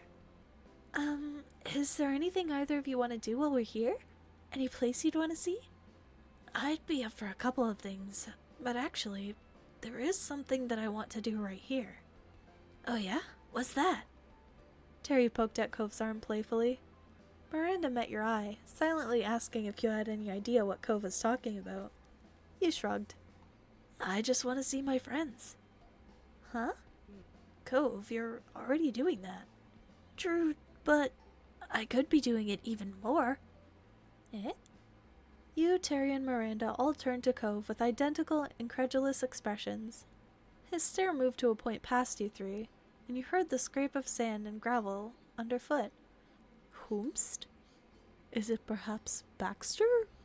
We hadn't talked to him since that one summer. Someone else stepped into the parking lot. Startled, you jumped at the call of the warm voice shouting over. Derek! It has been so long since we've seen him. Holy crap. I don't mean to be rude, but I kind of forgot he was a character. Oops. We didn't know him for being. Sup, guys and gals? Running a hand through his hair, the person who crossed the lot was unmistakably Derek Suarez. He was beaming the whole way. Hi, Gemstone. Been a while, huh? I can't believe you're here. Derek shook his head with a toothy grin. You're not seeing things. I'm really here. His voice is so deep and he's so buff. I missed you. Oh, man. Oh, right. He's the other romance option, right? In the DLC? This makes sense. His voice was sincere, and it made your chest tighten bittersweetly. You couldn't help but wonder how things might have been if you had lived closer together. Yeah, having so much of his content being behind DLC is an oof. Yeah. I kind of forgot that he was a character because we only saw him for a little bit, but I assume with the DLC it would be a lot, bigger of a deal, of course. Whoa, you're ripped, whoever you are. Beaming, Derek scuffled a few pebbles under his feet. You shook your head amused. He was still the same boy you remembered. Hell yeah. Let me get his voice right. Hell yeah, thank you for noticing. Hi, I'm Miranda Eckert, and that's my boyfriend, Terry Brooke. Hey there. It's good to meet you both. I'm Derek Suarez. He held his arm out for a handshake, and Terry grabbed it first. He floppily took Derek's hand in a jokey way, making him grin. Miranda went after, and instead politely shook his hand. Derek's expression softened immediately. You had a good feeling that everyone would get along really well. Cove put himself next to Derek. Happy, he clapped a hand on his friend's shoulder. Hey, thanks for coming. Of course, thanks for inviting me. His voice is so much deeper than I can effectively do. Sheepishly, Cove looked back at you and the others. That's when it clicked in your mind. It wasn't his parents that he was texting earlier. It was Derek the entire time. Well, yeah. Did we not realize that until now? That's when it clicked in your... he said he wanted... huh? Apparently I'm unobservant in this world. Derek is in town for a few months to help my dad and his dad with some work. Yup, I'm working on my own business thing too, but I'm still involved with running the scuba shop when it's called for. Very nifty. I'm trying to get their voice down. Very nifty. Humming, Derek elbowed Cove. So? Oh my gosh. That was so deep. But hey, we don't have to stand around here for my sake. What's the plan? Let's hit the town. A little gravel here. Let's hit the town. Like that? Yeah. Eager to get going, everyone piled into Terry's car. The rest of the afternoon was spent visiting spots all over Sunset Bird, laughing and reminiscing the whole way. Once it started to get late, Terry brought you and Cove back to the neighborhood. You didn't have to walk there after all. You didn't get out until promises were made to see each other again before your trip ended.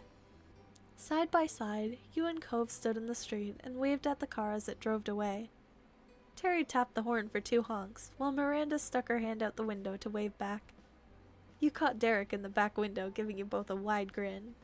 Sighing, as soon as the car turned down another street, they were finally out of sight. Well, that was one party. Time for another. Ready to go see your moms? Always. Let's keep the celebration going. You shimmied a bit right there in the street for added emphasis. He looked at you amusedly and rolled his eyes. Come on, let's go. Spirits high, you and Cove crossed the distance to your house. It was almost time for the anniversary dinner. You barely stepped over the threshold of the condo before Ma descended, eagerly welcoming you both. The usual greetings were followed by questions on everyone's well-being, after which the conversation moved on to excited chatter about tonight's dinner plans. Cove excused himself to the restroom to freshen up before being on the move again. But when he returned, you were shocked to see he had entirely changed outfits. He's missing a couple buttons. Uh-oh. So cute. Where did that come from? I packed it with me so I could get dressed before the dinner without having to go back to the hotel. Didn't you? Or maybe you have stuff here at your mom's place? No, Cove, I didn't do that. But your mom's party, it's at the country club.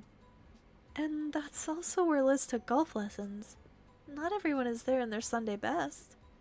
It would be different if we were going to one of the club's parties, but we're only going for a regular meal. Cove was as befuddled by your explanation as you were with his actions.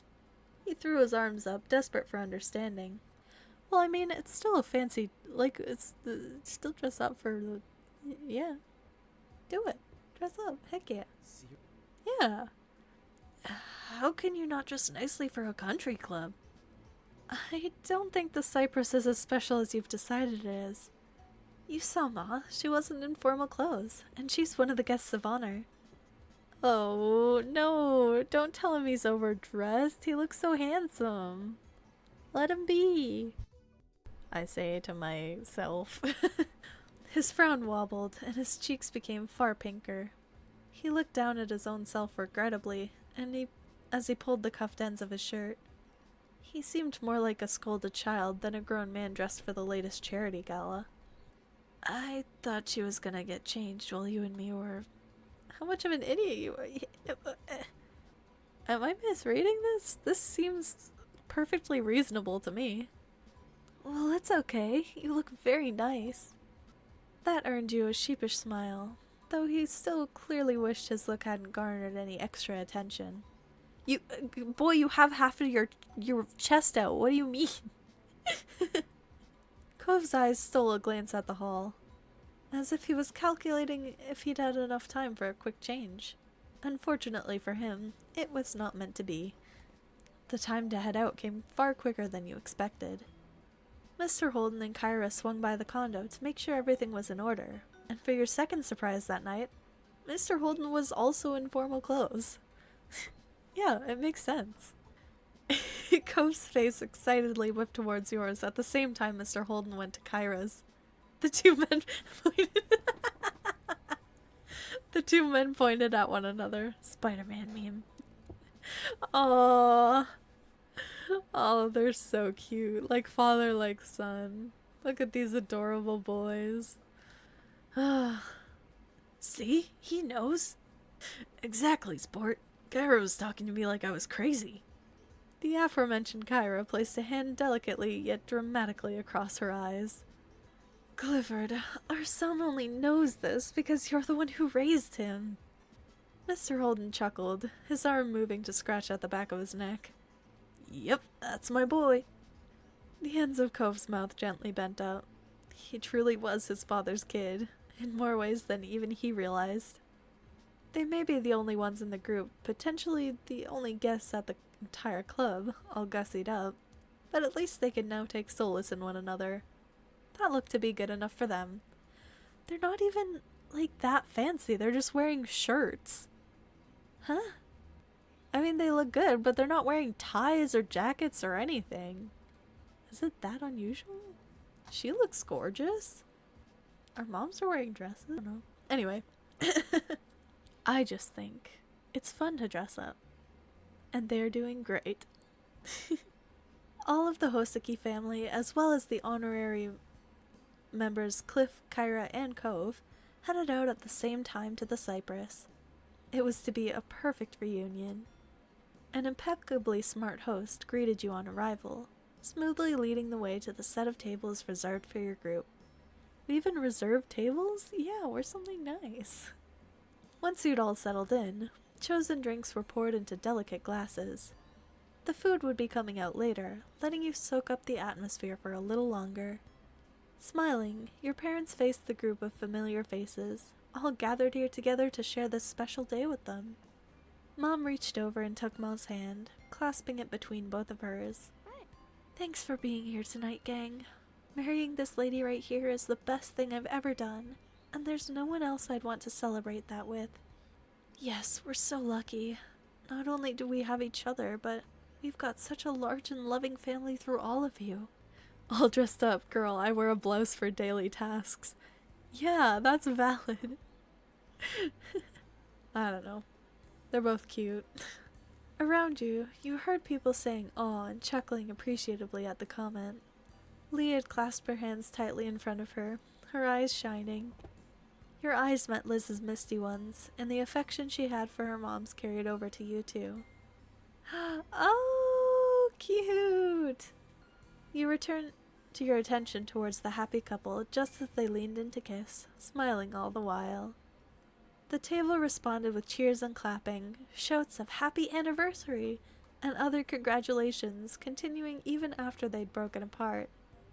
Mom beamed as she watched Ma giggle dreamily. The waiters reappeared, delivering delicious plates of food, and the dinner began in earnest. Both conversation and laughter continued to flow freely as the night went on, with the two families relishing the opportunity to be together once more. Eventually, after your hunger and thirst had been fully satisfied, the plates were cleared and the event began to draw to a close. Cliff and Kyra exchanged goodbyes with your family before heading out together. Cove waved his goodbyes to his parents while hanging back until your moms were ready to head off. You were getting a lift back with your moms. It was already late, so you discussed the possibility of going straight to the hotel rather than going back to the condo. But Cove asked if they'd mind taking him back to the neighborhood. He'd wanted to visit a little longer. Your moms had happily agreed.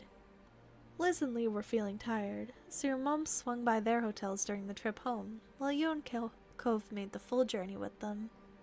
Riding in the back seat of your mom's car with Cove felt more than a little nostalgic. As your eyes drifted over to him, his head resting on the window, it was hard to believe how much time had passed. Mom stretched as she got out of the car, smiling over her shoulder as she headed towards the house. Time to put my feet up. You two joining us? Cove shook his head. No thanks. It's your anniversary. You don't have to entertain me. I'll take a walk. It's never any trouble to have you over, Cove. Let him do as he pleases, Lonnie. But you better not stay out too much later or there'll be trouble. Ma chuckled as Mom waggled a finger, her expression exaggeratedly severe as she reprised a role that, in truth, she'd never really played. Neither of your parents had been particularly harsh as you'd grown up. joined in the act. Don't go too wild just because there's no school tomorrow. Laughing, they made their way inside, leaving you standing out in the dark street with Cove. You didn't even need to ask him why. You already had the answer for this. He wasn't yet ready for the day to end. Without a word, Cove began to stroll down the road. You walked alongside him. You'd known your destination long before you arrived on the dark and utterly deserted beach. There were no lights down here, nothing but the moon and the stars for illumination. The only sounds were the gentle waves rolling in and out, and the soft sound of the footprints you left in the sand. In other words, it was perfect. Cove stepped out into the waves without a word. He looked up at the sky with a smile, then tucked his head down and began to pull his fancy shirt off. He's ripped. He tugged it over his head and lobbed it backwards, further up the beach and out of the reach of the waves. Didn't know I'd be getting a show. Wait for me. You followed him in to where the waves began to lap at the beach and began to wade out into the water. Cove slipped his dress pants off and tossed them back in roughly the same direction as his shirt. He was down to just his polka dot boxer briefs. Sometimes you were really struck by the ways in which he was braver than his younger self. This was definitely one of those times. He never ever would have done this when you were both living on this street. But you also know he still wouldn't do it with anyone other than someone he'd spent all those years with. You took off your dress so that you could swim. Cove waded further into the water until it came up to his chest. You unfastened your clothes and left them behind. You, just as Cove had done moments before. You didn't even bother to see where they'd fallen before following him deeper into the sea. Cove grinned as you approached. I'm gonna be in so much trouble with my moms when we get back. Yeah? Oh well. Think fast. He splashed water at you as soon as the words had left his lips, giving you no time to prepare. The splash had caught you full on, leaving you spluttering and drenched. You splashed him back. Seeing what you were doing, Cove put his hands up for protection. It was no use. The water washed over him, leaving his hair soaked through. Cove sighed, then looked at you mournfully. The sudden shift in mood alarmed you, but those worries disappeared as soon as he opened his mouth. We're still not merfolk. The world is cruel. You snickered. After a moment, Cove's mock sadness broke, and he joined in. The two of you wound up drifting further down along the shoreline, chatting and enjoying the chance to be back on the beach that had provided the backdrop for so much of your childhood. Eventually, a silhouette of structures appeared up ahead. As you drew closer, you realized it was the old playground. Cove spotted it too and hurried towards it, dragging himself out of the water and heading into the park. Wet sand coated his feet and lower legs with every step, clinging thickly enough that it began to resemble a bizarre pair of boots. As you followed him, you wondered how many visitors this little park got these days. There were officially no children living in that neighborhood now. Cove gazed at his surroundings in wide-eyed awe. He didn't care at all that he was soaking wet and dressed only in his underwear. Crouching, he gently pushed one of the child-sized swing seats, marveling at it all. I can't believe how tiny everything is. Were we seriously small enough to use these? He shook his head, unable to fathom just how little you'd both been when you first met, then walked over to the monkey bars. Once, these had been a challenge for you. Now, they were just a little more than waist height next to Cove. Cove turned his back to the bars and hopped up onto them with ease, sitting on them comfortably. You sat on the bars with him. It was strange seeing adult Cove juxtaposed with the baby playground, but you took your own place on the structure. This place had been something so exciting to Cove back when he first arrived, and apparently it was to this day. Cove smiled eagerly as you approached, kicking his feet in the air happily, briefly forgetting the low vantage point until the tip of his toe scraped along the ground. Two adults that are in questionable states of dress on a playground, what could possibly be misinterpreted? Indeed. I mean, as she said, we are I don't remember who said it. As I said, we are the only kids. We're not kids.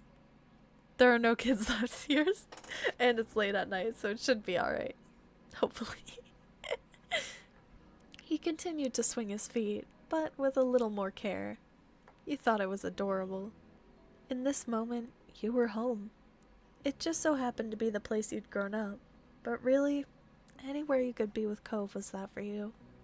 He had held a special place in your heart for so long, and so much of your life had been shared. You'd grown up on the same street, which had given you some common ground, but it went far beyond that. You had both chosen, from a young age, to share your life with each other. You wouldn't have it any other way. Here we are again. Here we are. The mood had shifted now. The funny, impulsive night beach trip, with the spike of adrenaline that came from you playing in the water under the moonlight, had settled into something quieter and more nostalgic. Cove leaned back, tilting his head towards the sky to admire the stars above. The dinner was really nice. It was great to do all this. The smile he had when he spoke those words fell as quickly as it had appeared. It went by so fast. We all came out here for the party and it's over. Liz, Lee, our parents, we'll all be going back to our own things now. But what else can you do except say it's okay? I guess it's part of growing up. This place and these people, they're our foundation. It shaped who we are now. Who we are now, like making castles out of sand. I owe a lot to Sunset Bird.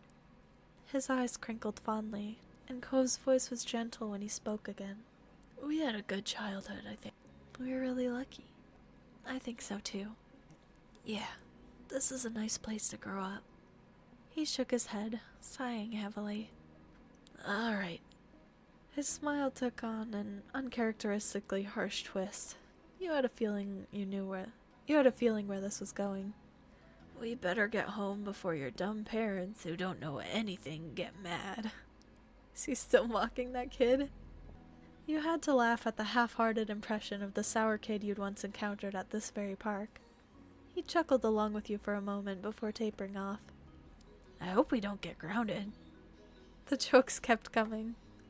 It was very amusing to imagine that not only could your moms somehow ground you, as a fully grown and independent adult, but that their powers extended over Cove as well. As much as you were enjoying being back here, Cove was right. You had to accept that you needed to go now. It was late, and your moms were still expecting to see you before you got a ride back to the hotel. You and Cove hopped down from the bars, landing easily with the ground only a short distance below. Before you could return, you had some clothes to retrieve from the beach. You retrod the same path, following the footprints down to the shore you'd left in the sand only a little while earlier. Once you and Cove had scrounged up your abandoned clothes, you started to walk up the old path home, side by side. Oh, we're still just in our underwear? Okay. Droplets of water slipped down your skin and fell onto the road as you made your way back to your mom's house. As you and Cove were still soaked and sandy from your earlier adventure, it was likely that you were leaving quite a trail in your wake. But you'd seen Cove's bedroom growing up. It was only natural for him. Have dressed? The air was slightly humid, already pleasantly dense with moisture that felt like a hug as it closed around you. Pleasantly dense with moisture that felt like a hug? You mean suffocating, disgusting, wet, soggy humidity? I'm not a fan of that of humidity. Any damp footsteps that were left behind would take longer to dry in this weather. The signs of your adventure might even be visible when the sun came up the next day. You hoped so. You quite liked the idea of you and Cove leaving your mark on your hometown again, even if only for a little while. Despite being soaked through and mostly undressed, the balmy summer night prevented you from feeling any chill. You were entirely comfortable, except for being outside in our underwear. Okay. Me, personally, under dresses, I wear shorts and a sports bra, if the dress accommodates that. So I would probably have at least those back on, if not have just thrown the dress on even though I was wet, because I don't want to walk around in my underwear. So that's what I would do. I would put on the dress again. Anyway. Ignore the fruit that just fell on the roof. In truth, you felt warm inside and out. The day had been so lovely, spending time with friends and family, and your eyes drifted over to Cove. Cove Holden, your boyfriend. Just seeing him brought a smile to your face. Cove, you make me so happy. Cove turned to you, his eyes wide and adoring, and he bit his lip as he smiled shyly. You could tell that your words had touched him. I feel the same way. Exactly. He held your gaze a moment longer, looking straight at you as he spoke again. I'll love you forever. You reached for his hand. Cove gladly allowed you to take hold of it. Once your hands were entwined, he rubbed his thumb along yours in a contented acknowledgement. You were full of joy. All other concerns, and the day-to-day stresses of normal life were squeezed out by it. All you could think in that moment was how your life was wonderful. Every second and every day needed to end sometime, and that time had nearly come for tonight. You had to get at least some rest and bring it all to a close. And so the two of you went inside to say goodnight to your moms, as well as clean yourselves up as best as you could. Lord, these two have no idea what public decency means? Apparently not. It is nighttime, but there's still people that exist here. On a summer night, surely there's some people out on their porches, like, I don't know, chatting with friends or something. Your moms, both in pajamas, ready for their own sleep, hooted with laughter as you came inside, disheveled and damp, and their teasing continued until the car came to get you to the hotel. Cove stayed silent as he put his casual clothes on again, placing the formal ones back in the bag he had brought them in. You'd given Mom and Ma plenty of material for a mock scolding, and you got a playful lecture about not getting into the water without bothering to change first. It's a tourist town, yeah. What few people there are in this little town are likely already familiar with the two of you and your antics at this point. That is fair. But still, parading around in our underwear could lead to some conclusions that are inaccurate. You just grinned at your partner in crime, feeling like a naughty kid again. It had been worth it. By the time you and Cove finally dragged yourselves to your hotel room for the night, the sky had been dark for some time, and the lonely hotel hallways were quiet. The late hour made you feel a sense of fulfillment. You really were making the most of your trip. It was such an odd thought that this was almost over. You had settled into this new routine naturally. All the familiar streets and faces made everything easy to get used to. We've been here for a day and a half. The two of you drowsily shuffled past an ice machine and into your room. Cove set his phone on the bedside table, and you followed suit. You both started settling in for the night. The hotel room was a welcome sight after your long day. You noticed Cove rub the back of his neck and yawn. His voice was quiet and distant. I hope the pet sitter is doing good. The wish wasn't exactly directed to you. It was just a sleepy thought that Cove had unleashed upon the world at large, but you still agreed. I hope so too. Cove still kept fish after all these years. Delightful, colorful things in huge aquariums. He spent a lot of time when he wanted to relax, just watching them swim. He got a pet sitter for fish. Yeah, and for like 2 days. I think fish are okay for like a few days alone. I don't know. Though they weren't just his. The two of you were raising them together in the place you shared. Of course, with you both gone, the fish had needed someone to take care of them. Cove asked one of your responsible neighbors to handle the job. You were glad to have a decent pet sitter. Cove wasn't the only one who loved those fish. His anxiety about leaving them hadn't subsided. Over the vacation, you had caught him a few times texting the pet sitter and asking about his fish. Maybe we were away for longer? I don't remember it saying, but I could have missed that. It'll be okay. Cove turned his head to you, the nervousness still coming off despite his exhaustion. I know what you mean, but you chose that person for a reason. You trust them. But they're all fine. They just miss you. Cove smiled, appreciative of your comfort. You nodded in satisfaction. Mission accomplished. Cove yawned widely. He seemed confused at the magnitude of it. He groggily blinked at you. I think it's time for bed. As I had to yawn just as widely. You squinted at your wrists as if looking at a watch. Yep, it's bedtime o'clock. The two of you got changed and brushed your teeth. In no time at all, both of you were cozy and ready to sleep. After that, you flopped onto your side of the shared bed. Cove headed over to his side, and you felt the mattress dip under his weight. You tucked yourself under the covers, and Cove snuggled in closer to the middle. You turned on your side to face him and scooted slightly closer.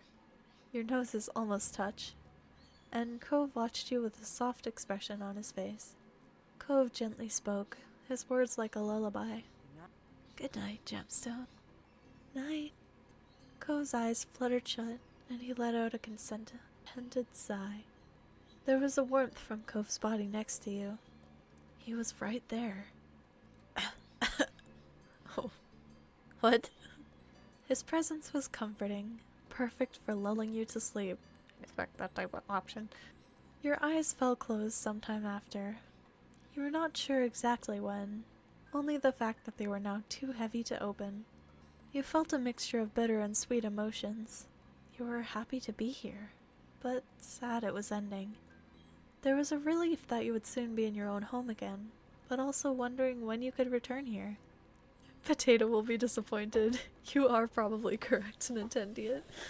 But, alas, they are not here to yell at me into choosing the risque option.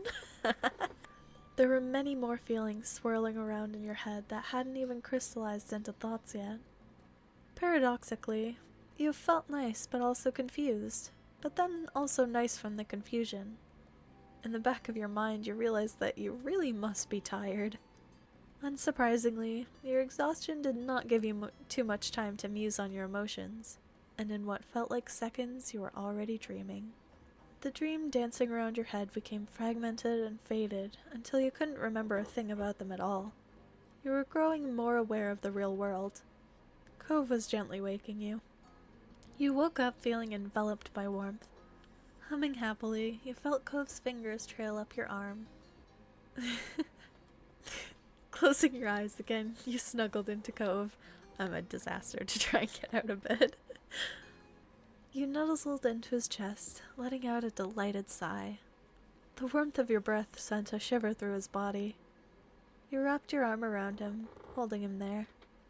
Not that Cove minded too much. He happily held you back. The sleepy morning couldn't last too long, though, and eventually you felt Cove's thumb rubbing circles onto your shoulder, trying to ease you back awake. I don't want to leave yet either, but it's gotta be done. We have to get up, Gemstone.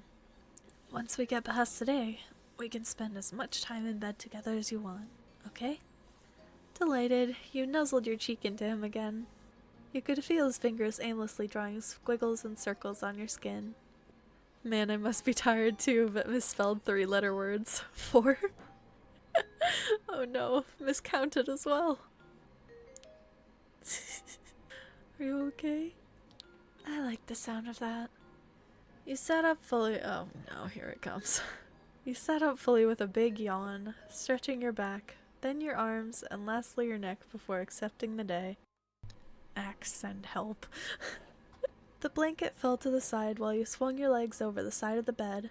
A part of it almost got caught on your foot, but you kicked it away. Well, it is turning midnight soon. Oh, I'm sorry. I didn't mean to keep you up. I thought it would be over by now, but even if I hadn't spent 20 minutes at the beginning, it would still be overtime. Does anyone happen to know how much is left at this point? Cove slipped out of bed on the opposite side. Today would be your last day in Sunset Bird. The only thing you had planned was some family time in the old neighborhood. You figured you'd see where the day took you from there. This should be the final day if I'm remembering right? Alrighty. Well, Sky, don't feel like you have to stay if you need to go and sleep. If you have important things tomorrow, you can always watch the VOD. Or play the game to find your own ending. Either way. But I do think I'm going to try and finish this today because I don't have work, so we're gonna get her done, you know? Yawning again, you glanced over at your clothes.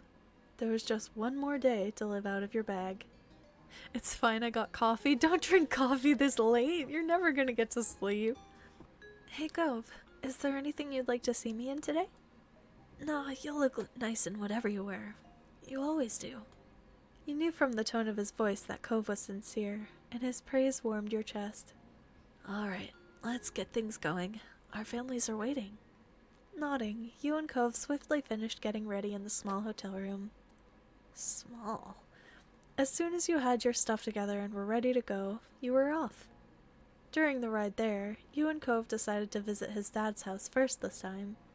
When you got dropped off, Cove eagerly hopped out into the street with his eyes locked on his father's condo.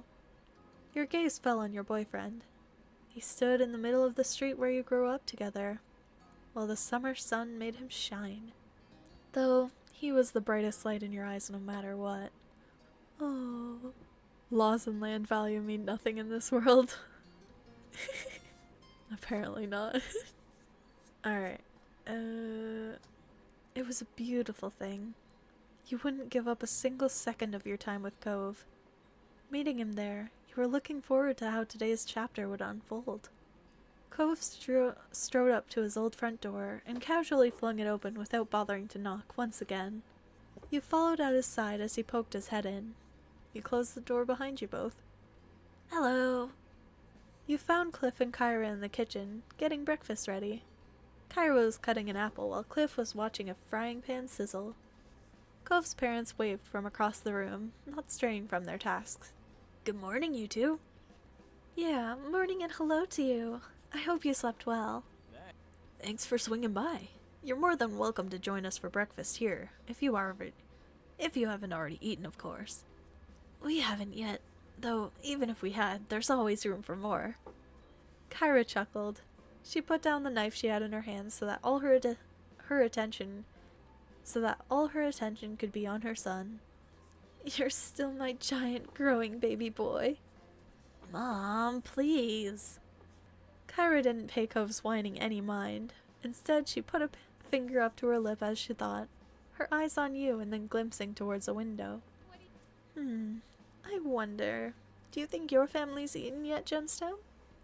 I'm not sure. Cove and I came over here first. Your eyes flicked over to the clock on their oven. Given the time, your moms may have eaten, or they could be having a slower morning. It was a coin toss either way. Well, give 'em a call. They could come over. Cove nodded, a sage expression on his face. Making them breakfast is the least we could do after how much food I ate at their house growing up. True, bud. Very true. All right. Boys do eat so much food. You took out your phone. Even though your moms both had cells for years, the house number was the one that you had memorized as a kid, and the first entry on your contacts list. As the call connected, you tapped the speaker button. You figured it would be easier if everyone could hear what was going on. You heard a click and a familiar static. Hello, Gemstone. It's nice to hear from you. Hey, Ma. Good morning. I'm across the street right now, and Cove's family wanted me to invite everyone to breakfast. Do you want to come over? That sounds delightful. Pamela and I can do that. Liz and Lee should be able to make it too. Would that be fine? Cliff took a step forward and spoke loudly so that his voice would be picked up. It definitely would be. The more the merrier. We may have gotten together for dinner last night, but there's no law that we can't do it again for breakfast today. Enjoy the company while they can, is what I think. While you can. Blah. Ma giggled, and you could hear some wrestling over the line. One problem with going long is I lose my ability to read and speak even more than usual. Thank you. I'll let them know and we'll be right over. Cliff gave a thumbs up. Cove shook his head with amusement. Dad just gave a thumbs up. I'm telling him since you can't see him over the phone. Kyra snorted and Ma's laughter rang out, filling the kitchen. Cliff switched the thumbs up hand to instead scratch the back of his head. Well, it sounds like we'll see you soon. Goodbye for a little while. You could feel her smile from her voice. Bye, Ma. You ended the call with a satisfying tap of the red button. Cliff's eyes wandered around the space. We better get cooking. Sound I can help. Me too. No way, you're guests. Kyra and I have got this. She grinned. There was something playful in the twist of her lips. I couldn't have said it better myself, Cliff. I've been in your spot before. There's no choice but to accept it. Cove sighed, but from the sparkle in his eyes, you could see that he was entertained. Fine. We'll just hang out over here, I guess. Good. Cove walked over to the living room and gestured at the couch. You both took a seat, getting a comfortable spot to wait for food and family. That might actually be a really good video title. For food and family. The finale. Cove tilted towards his parents with his chin, then shook his head with a gentle smile, silently asking if you could believe this. All you had was a silent shrug. Time passed, filled with light chatting. Cove kept a careful watch on his parents' culinary progress, and teasingly kept a running commentary. Oh, Dad added another pinch of salt. I wonder if that was a good idea. Cliff had to raise his voice to project over to the living room. He sounded very amused. It's funny that you of all people are commenting on my salt usage. We were both born and raised in salt water. Besides, I'm sure you remember back when you were about 12 and tried to make... Cove flushed slightly, but his smile remained as bright as ever. Do you really want to start talking about cooking mistakes, Dad? Because I remember a lot of things too. Like, what about that chowder that was supposed to be a pie? Cove and his family were quite a show to listen to. You chimed in occasionally, but mostly you provided the laugh track. Eventually, there was a rhythmic knock on the door. That's them. He said it loudly for his parents' benefit. You nodded and got up to greet your family.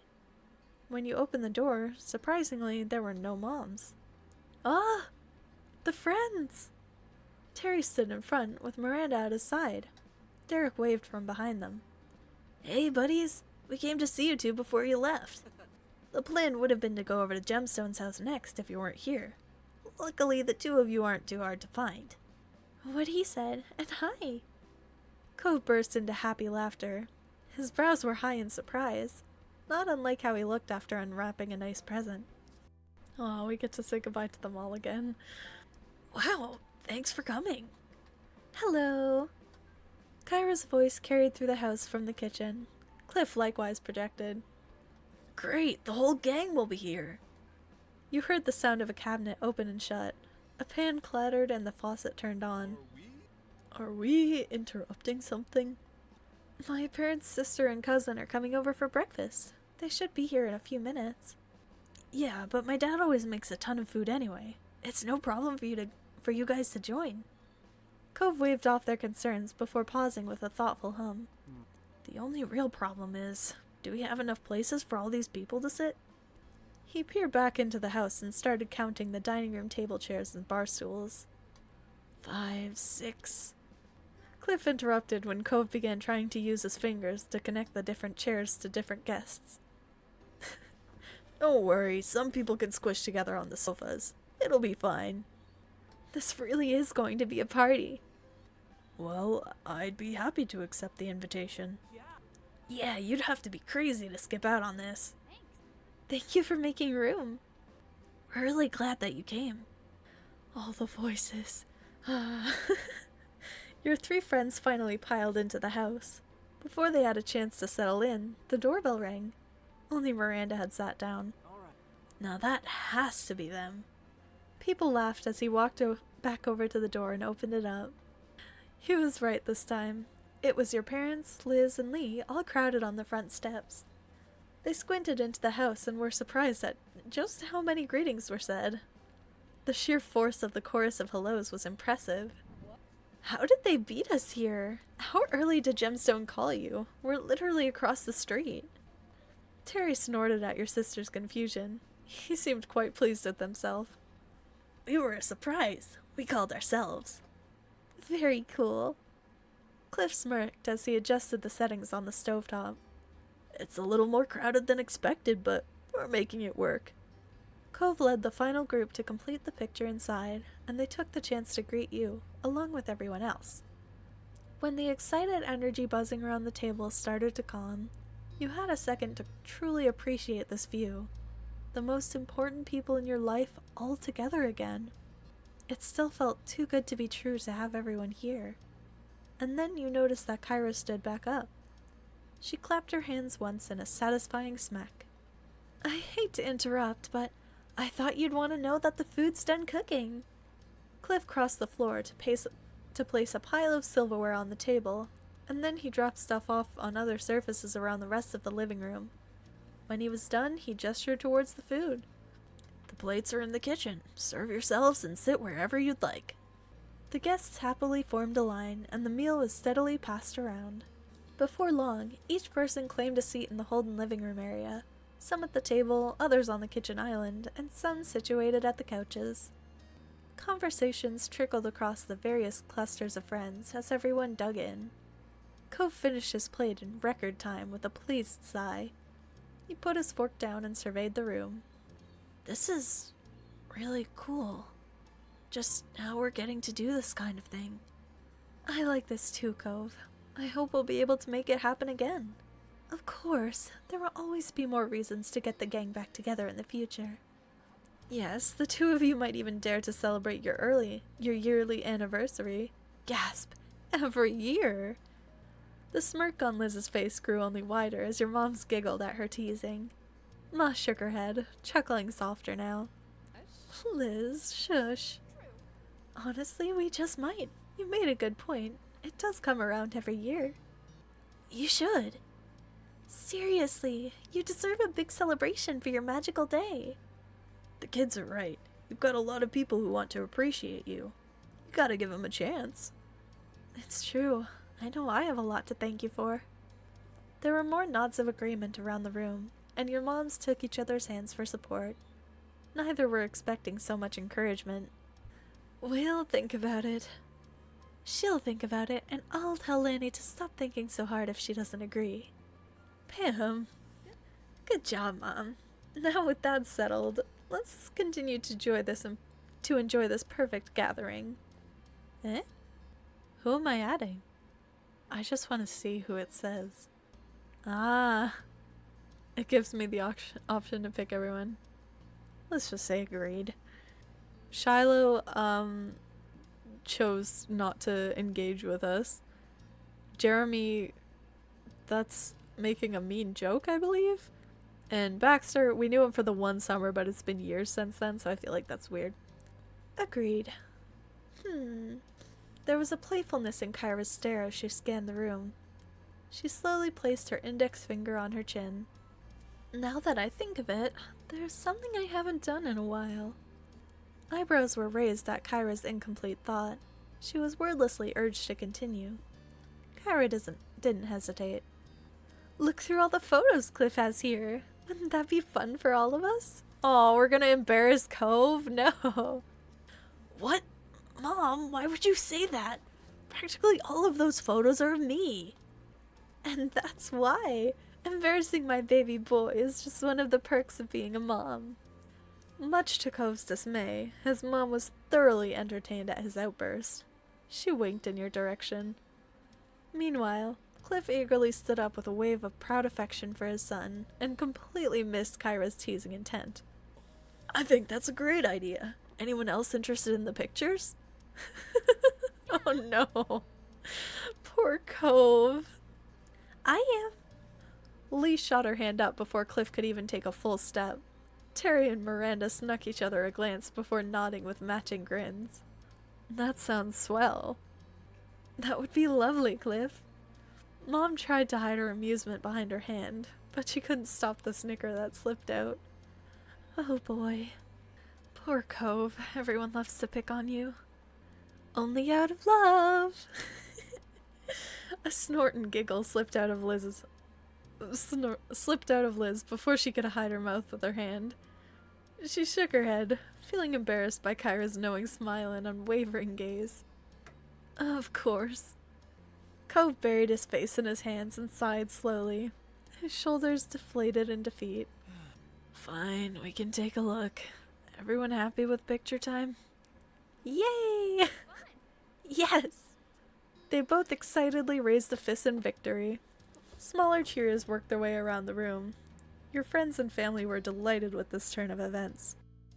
Sorry about that. Choked on my own breath? Anyway.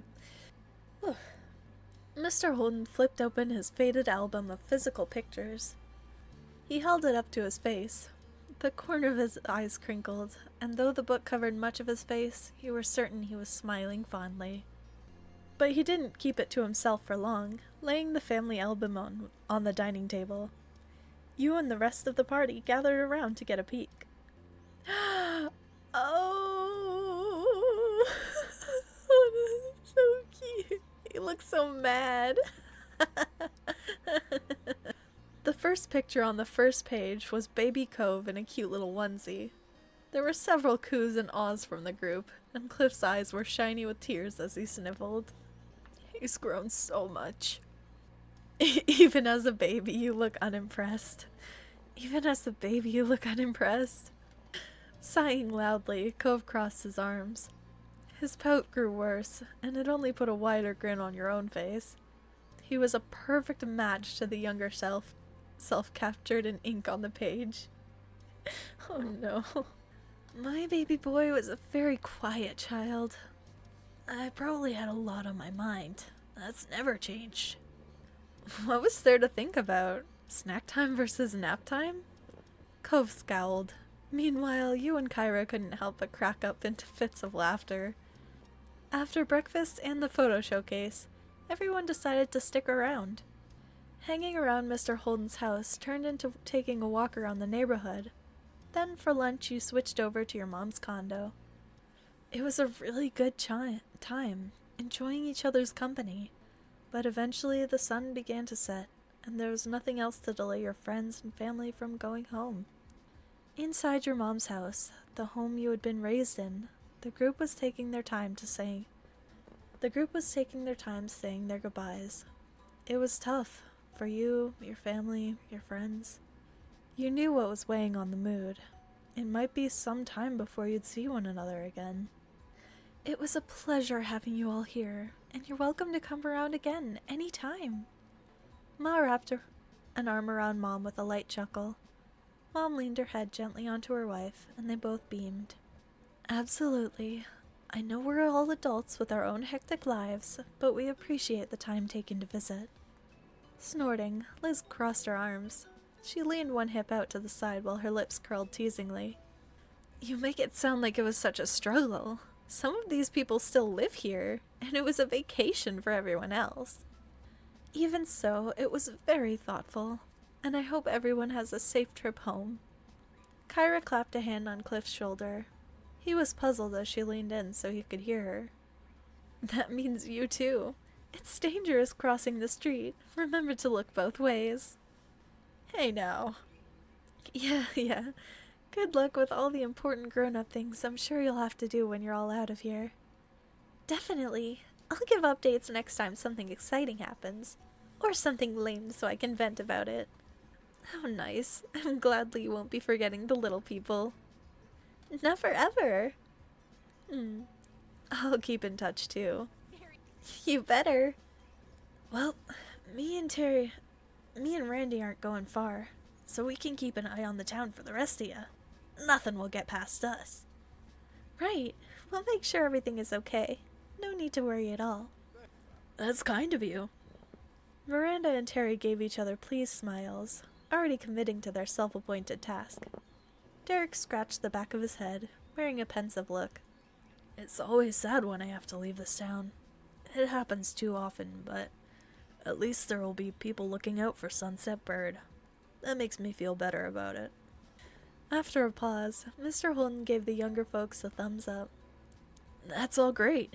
You've got a lot to be proud of, and a lot to be looking forward to. Well said, Cliff. I'm thankful that I've been privileged to witness the growth you've undergone over the years. You've each matured beautifully. Cove was touched by his parents' words, and struggled to come up with something to follow. Yeah, it's been good seeing everyone. No one had taken a step yet, and you couldn't put this off any longer. It was time to say goodbye. I'll see you all again. And soon. Lee put her hands on her hips. Miranda and Terry gave you similar confident looks. Exactly. There's gotta be a free weekend somewhere. I know it won't be everyone, but some are better than none. A calming wave of tingles washed over you after seeing their reactions.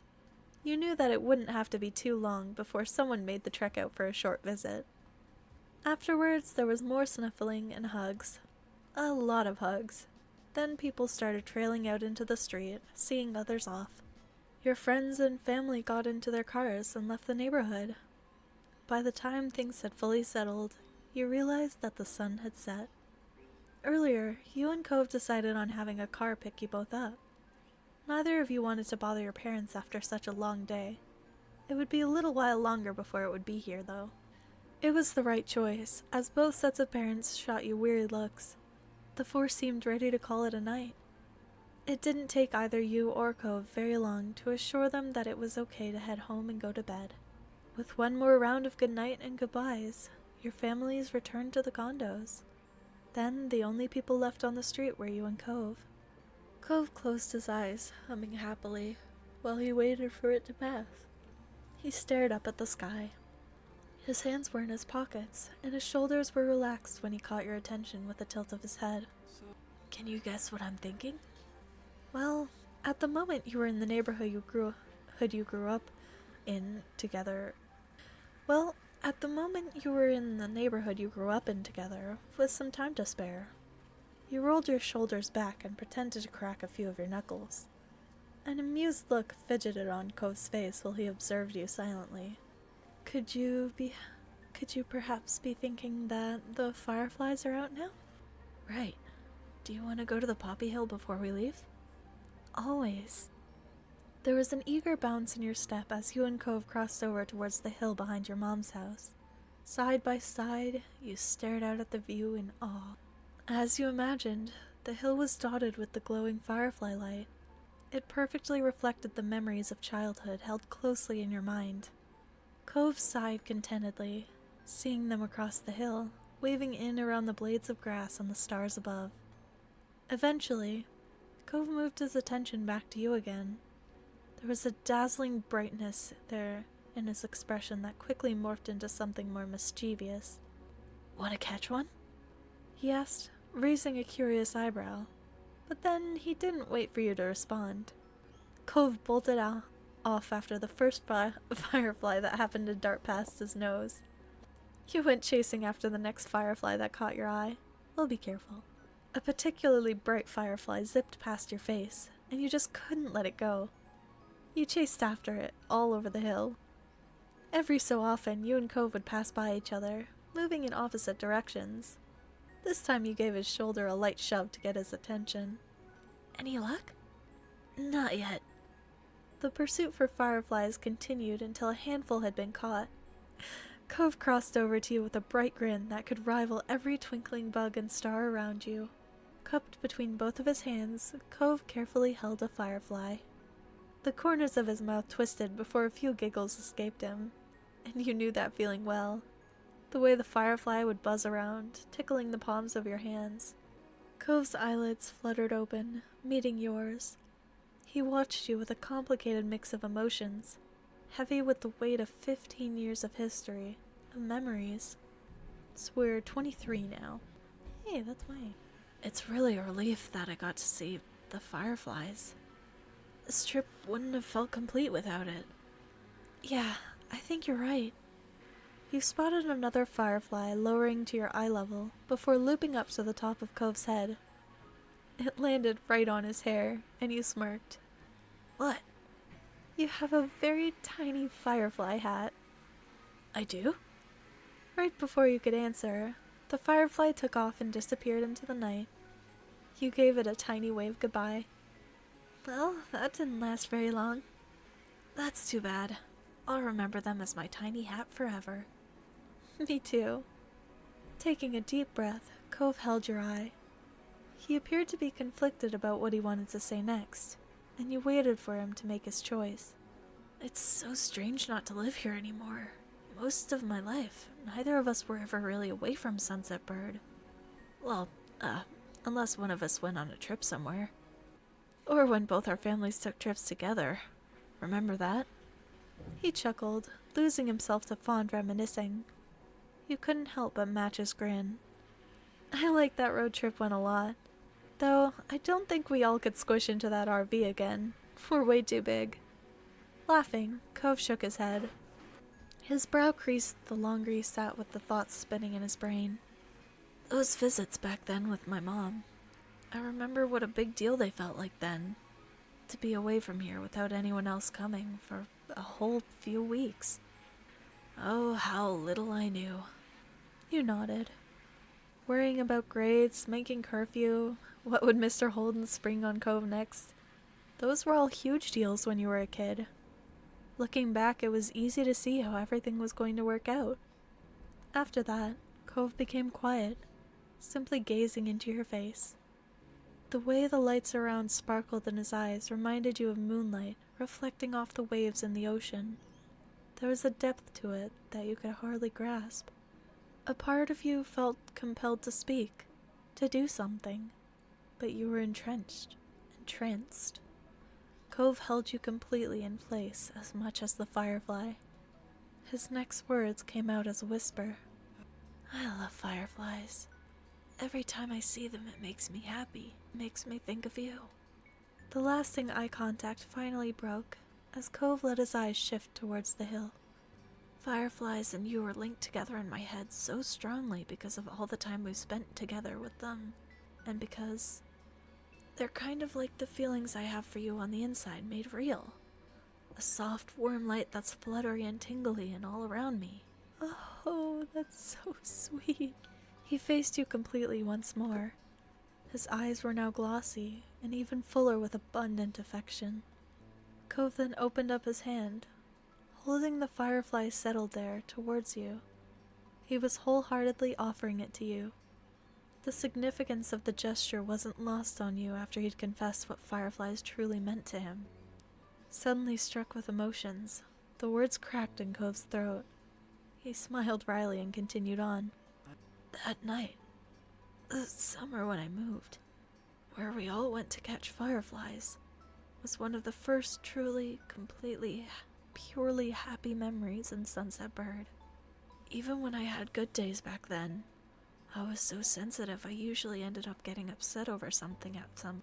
I'm guessing you can remember that. He chuckled softly at himself, and your mouth curved into a smile. Sure, Lizzie got kind of bossy near the end of the mini-adventure, but that time it didn't matter. I wanted to run around and play with you, and her, and Shiloh too. I wanted to be there. It was amazing. And it was thanks to you that I got my first firefly. There's really no one better to have done that, huh? Considering, all those things I said about how I think of fireflies. You've given me so many wonderful, heart-aching feelings. I can see the image of your face on that night 15 years ago.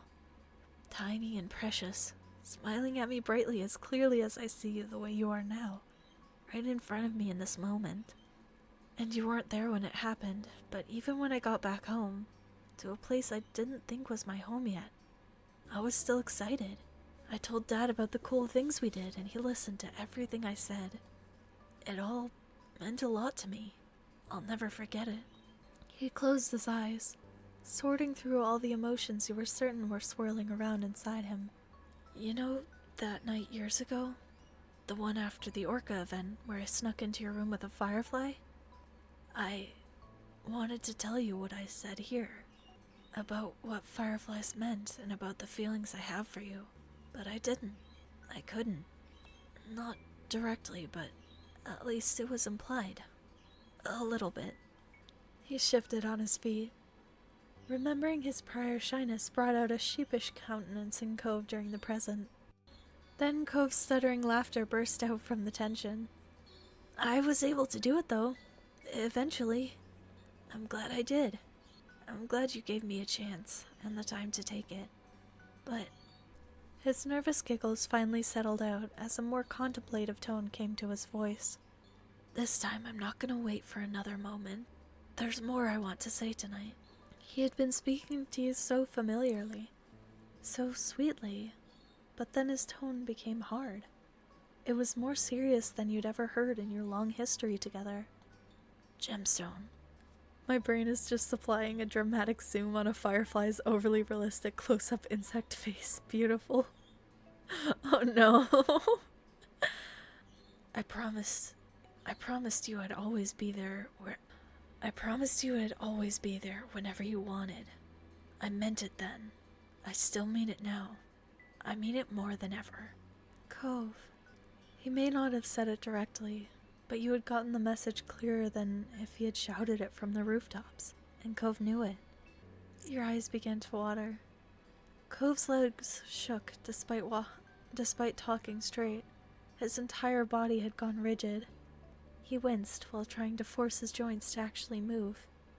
Your feet remained locked in place, churning in your own sea of emotions, giving Cove the time he needed. Ultimately, Cove gracelessly dropped down on both of his knees with a muted thud. His head was hung low in embarrassment as he clung onto your dress to stop from falling over entirely. Cove mumbled what you thought was an apology, though how he carried himself meant it was directed at the ground. You still couldn't move from that spot. Keeping a tight grip, he was able to awkwardly shift a leg lower so that he was being propped up on just one knee. There was a pause, and then he looked up at you, with eyes as blue and wide as the sea and just as wet. He released your clothes to instead put his hands over his heart.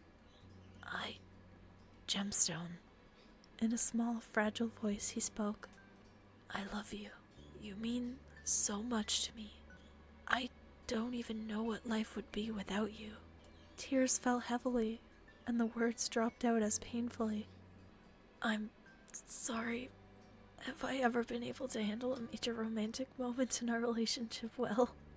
You don't have to answer that. He laughed breathily. It was almost more of a wheeze. I've never made things easy, especially when growing up. Life was so hard for me, and so I made things harder for everybody else. But you were always so good to me, no matter what. And I've loved you for so many years.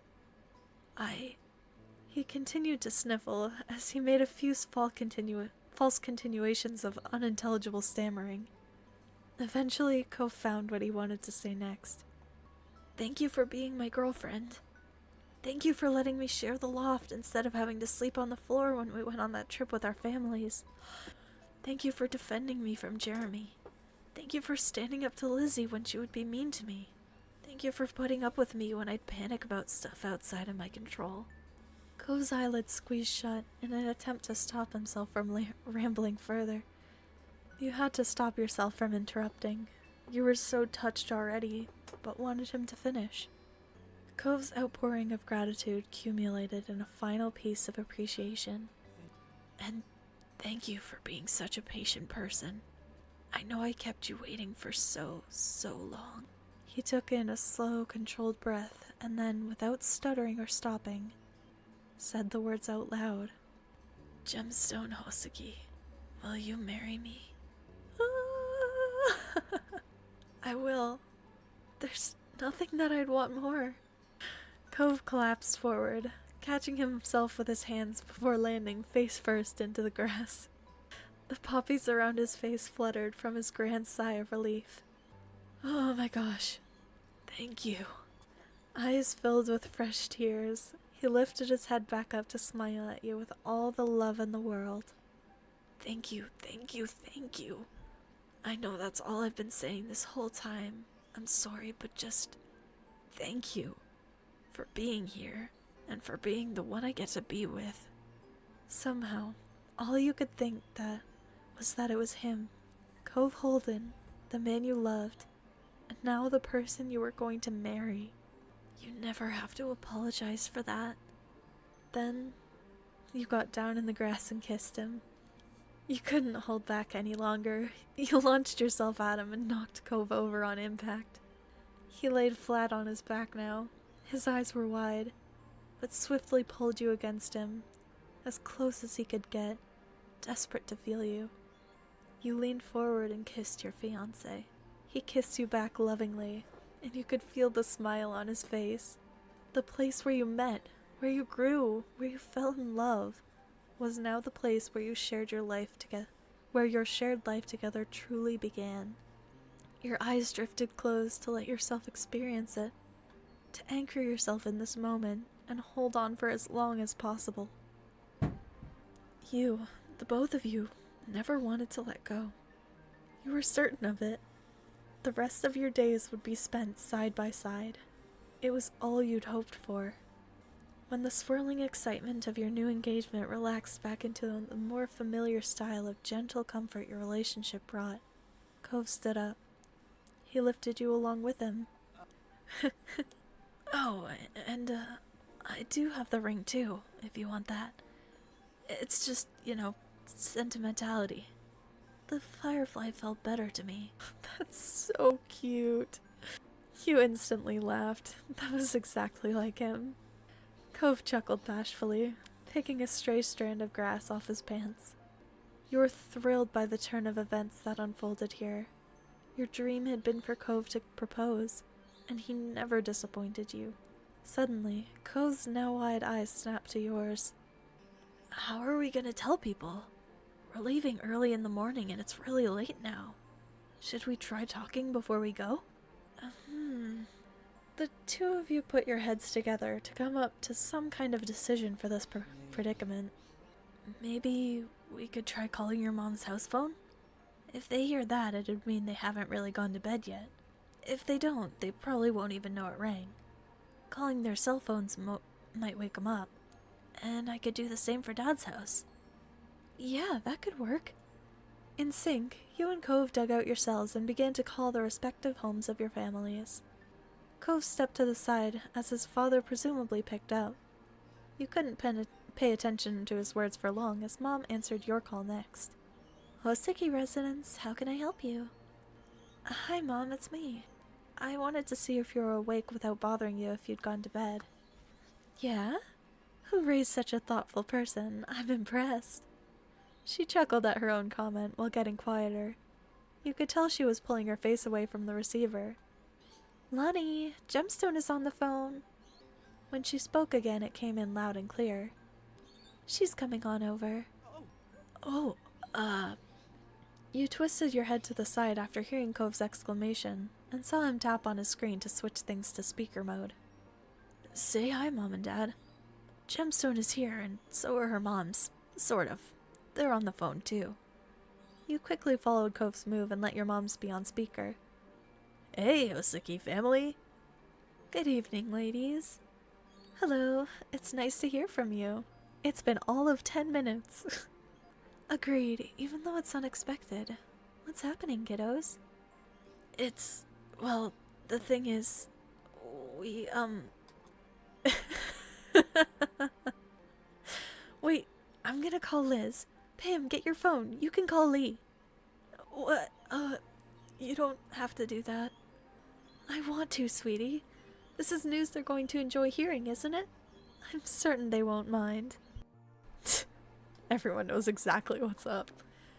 I mean, hey, in that case, Kyra and I could call your friends. I've got their numbers. Seriously? Of course. They've all had to call me plenty of times to try reaching you whenever you misplaced your phone or forgot to charge it. Dad. You laughed nervously. An awkward smile crept on your face as you tried to absorb what was happening. Your parents got to work, leaving the old landlines on while they used their cell phones to call Lee, Liz, Miranda, and Terry's apartment, and Derek, respectively. Every call went through, and soon your whole main group was on the line, and they were expecting answers. There was no putting it off. Should I make him do it? We're letting you know we missed our ride and needed a place to stay. Heck yeah, Glagus. That's really funny. Yeah, you just wanted everyone to hear our stupidity, huh? Should I look at Cove or should I make the announcement? I feel like he's been doing all the work. But would he want to? Let's see. I have an announcement. Just all the different way. Did they really just arrange a telephone conference to announce the wedding? They did indeed. Cove and I are engaged. That's cute. I'm getting married. That's selfish. Cove proposed to me and I accepted. Also cute. I am intending to take Cove Holden's hand in matrimony. That's very dramatic, which I enjoy. But I don't think I would be stable enough to come up with something like that. Cove and I are engaged. Cove nodded with a serious expression. That's right. I'm going to marry Gemstone. Cove reached over to take your hand as a physical sign of your union, even though no one could see it. It made him feel better. The hill filled with cheers of congratulations. You heard Terry's distinctive whoop, and your moms start to joyfully whisper to each other away from the receiver. Liz squealed, and Kyra cooed. There was no confusion or need for pause. Everyone in your life was immediately on board with your plans. Cove turned his head and beamed at you, excitement in his smile. It was coupled with a fond squeeze to your hand. You grinned back at him. I'm so proud of you, Cove. The two of you are going to be happy. I'm sure of it. Dad. Cove sniffled, eyes wide and emotional. Yeah, I will be. Both of us will be. Kyra spoke up gently. Thank you for being so wonderful to my baby. I'm lucky and grateful that you're going to be part of my life forever. Well put, Kyra. Gemstone is a keeper for sure. Your family couldn't stay quiet for long and began to chime in. I can't believe how grown up you are, Gemstone, but I couldn't be happier with how it all happened. Congratulations, my darling. I tried to make it up, but it didn't work. Oh, it's because I said it twice. I was like, why does it appear twice in the sentence? I don't like that. I'm going to change it. And then it didn't. How did they have signal out there? I can't believe how grown up you are, but I couldn't be happier with how it all happened. Congratulations, Gemstone. You're one of the smartest cookies out there. You're making an amazing life for yourself. This is totally amazing. You're seriously getting married. It's like we're real adults and all that. Yeah. It'd almost be hard to believe that my baby sister is marrying a person. You know, if Cove wasn't such an obvious choice as a husband for you. Her tone turned abnormally gentle. You're doing good. Thanks for the positive rating. I'm gonna say it the same way she did. You're welcome. Lee giggled and your moms had some chuckles. Cove stood awkwardly, not entirely sure if he or Liz was being laughed at. Your three friends would stay silent. You believed that they were intentionally giving your families a chance to have a moment. But once they said their pieces, it didn't take long for your friends to jump into the conversation excitedly. Congratulations on the engagement! It's crazy how we're really at this point of our lives. Some days it feels like high school was yesterday. But it's great. You both are definitely Sunset Bird's best couple. Terry added on eagerly. You are the aspiration. I'm stoked that you're going to be official. This is a big step, but I'd say you've more than earned it with everything you've been through over the years. You both deserve to be with each other for the rest of your lives. Cove had appeared weepy before, but this sealed it. He cried. Everyone's word had built up and coalesced into Cove shedding the happiest tears you'd ever seen. Thank you.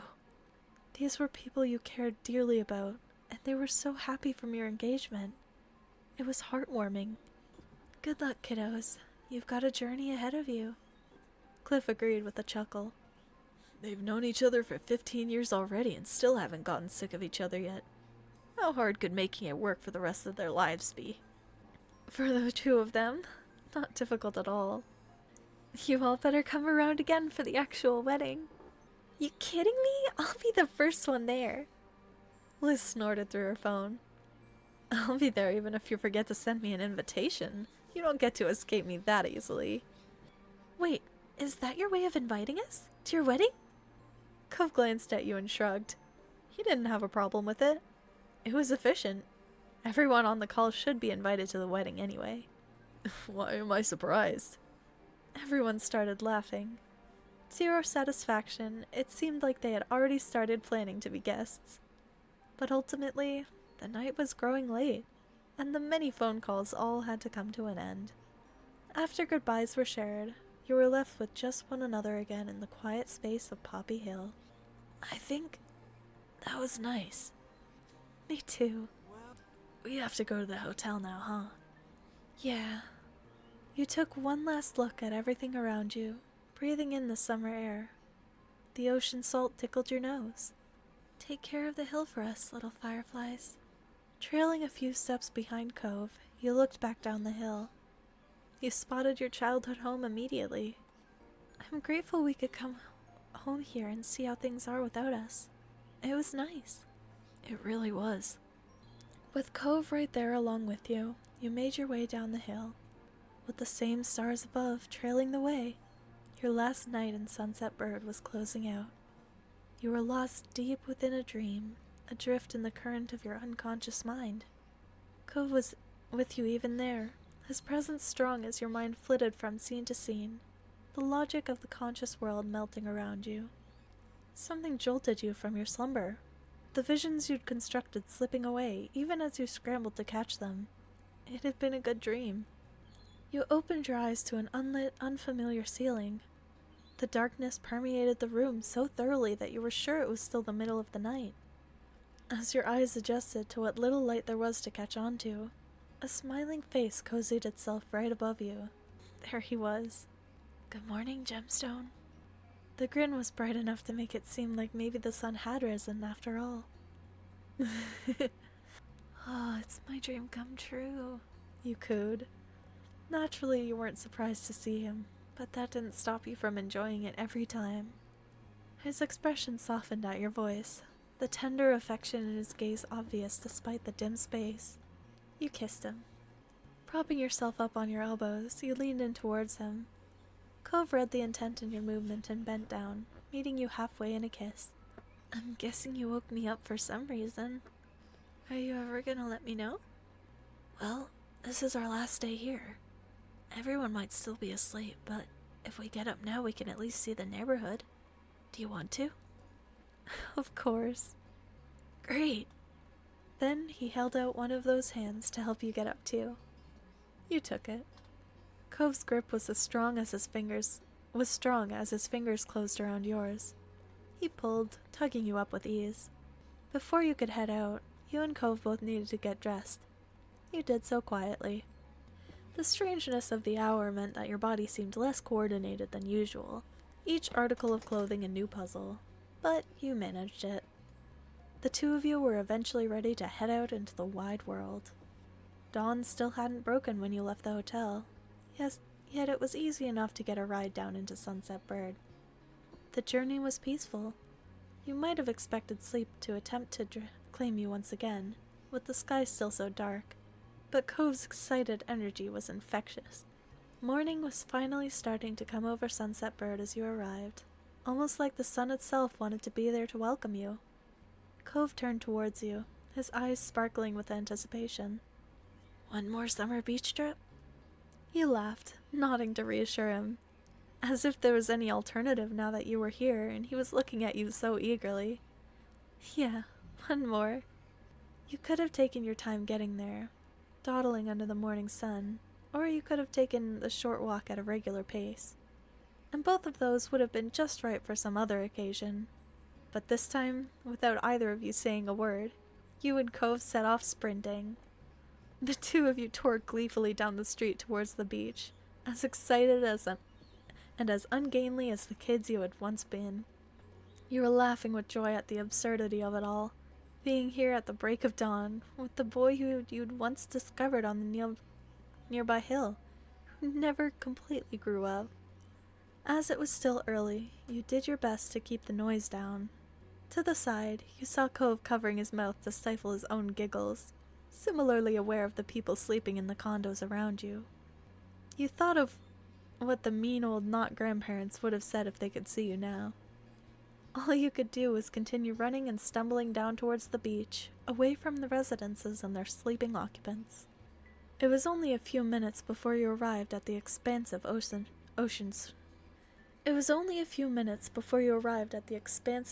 shore. Apologies. The dogs are barking, the notifications are going. Ack. Cove kicked off his shoes and strode right into the water, not stopping until his feet were entirely submerged and the waves tickled his ankles. You got into the water with him.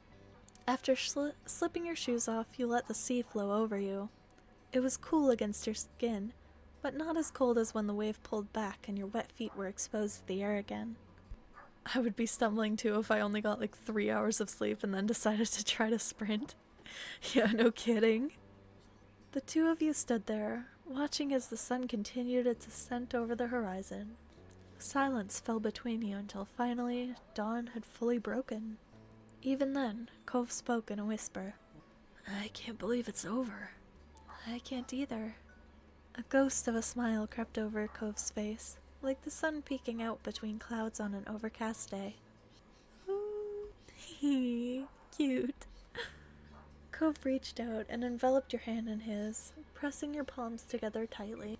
The silence returned, just for a second. I'm glad we came this morning, and that we came on this whole visit back. But more than anything, I'm glad for ending up in this town in the first place, where I got to grow up with a really nice neighbor. I wouldn't have wanted any other life.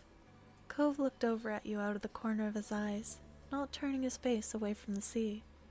His expression was full of affection, from the gentle curve of his smile to his clear, contented brow. It was a stark contrast to the tears rolling down his cheeks. I love you. I love you. You counted yourself lucky. Even though you were leaving now, this place had gifted you with so much that you'd carry with you wherever life might take you. The memories you'd made, the lessons you'd learned, the people you'd built relationships with. You'd keep those pieces of your life in Sunset Bird forever. You stood with Cove, silently watching as bright rays swept away the last of the night's shadows until the day truly arrived. Your spirits were high as the sun rose ever higher in the sky. The two of you had found yourselves meandering back to the neighborhood streets on sandy feet, strolling down the path just as you'd done thousands of times before. This was where it all started. You were compelled to look at the exact spot you'd first encountered Mr. Holden, sitting dejected on the curb. He wasn't like that anymore. Still, you couldn't forget the day it began, just as you couldn't believe what an adventure it led to.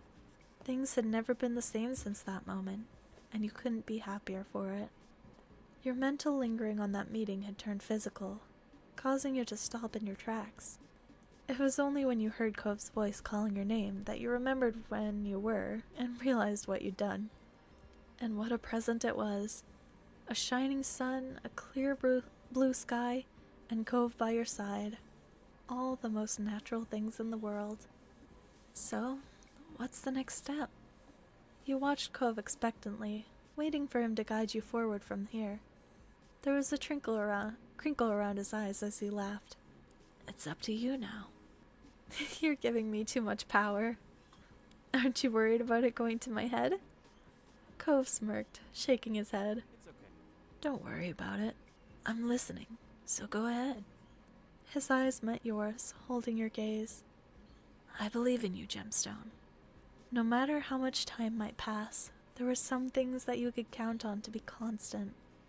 Cove, your family, his family, and all your other loved ones being there for you when you needed it was one of those things.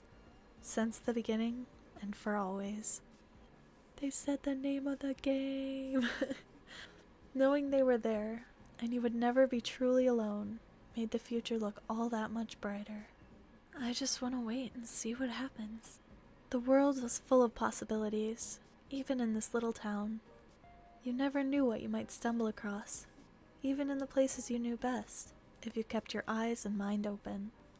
Cove nodded, his gaze shifting from you to roam across the little place that you'd both called home. There's a lot that's still out there in this world. A lot of different ways things could go in the future. But for this, I think that'd be the perfect choice.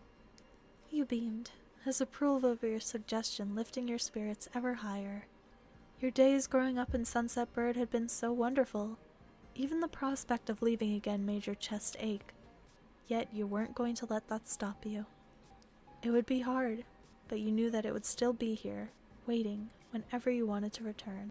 Facing Cove, who'd been by your side through it all.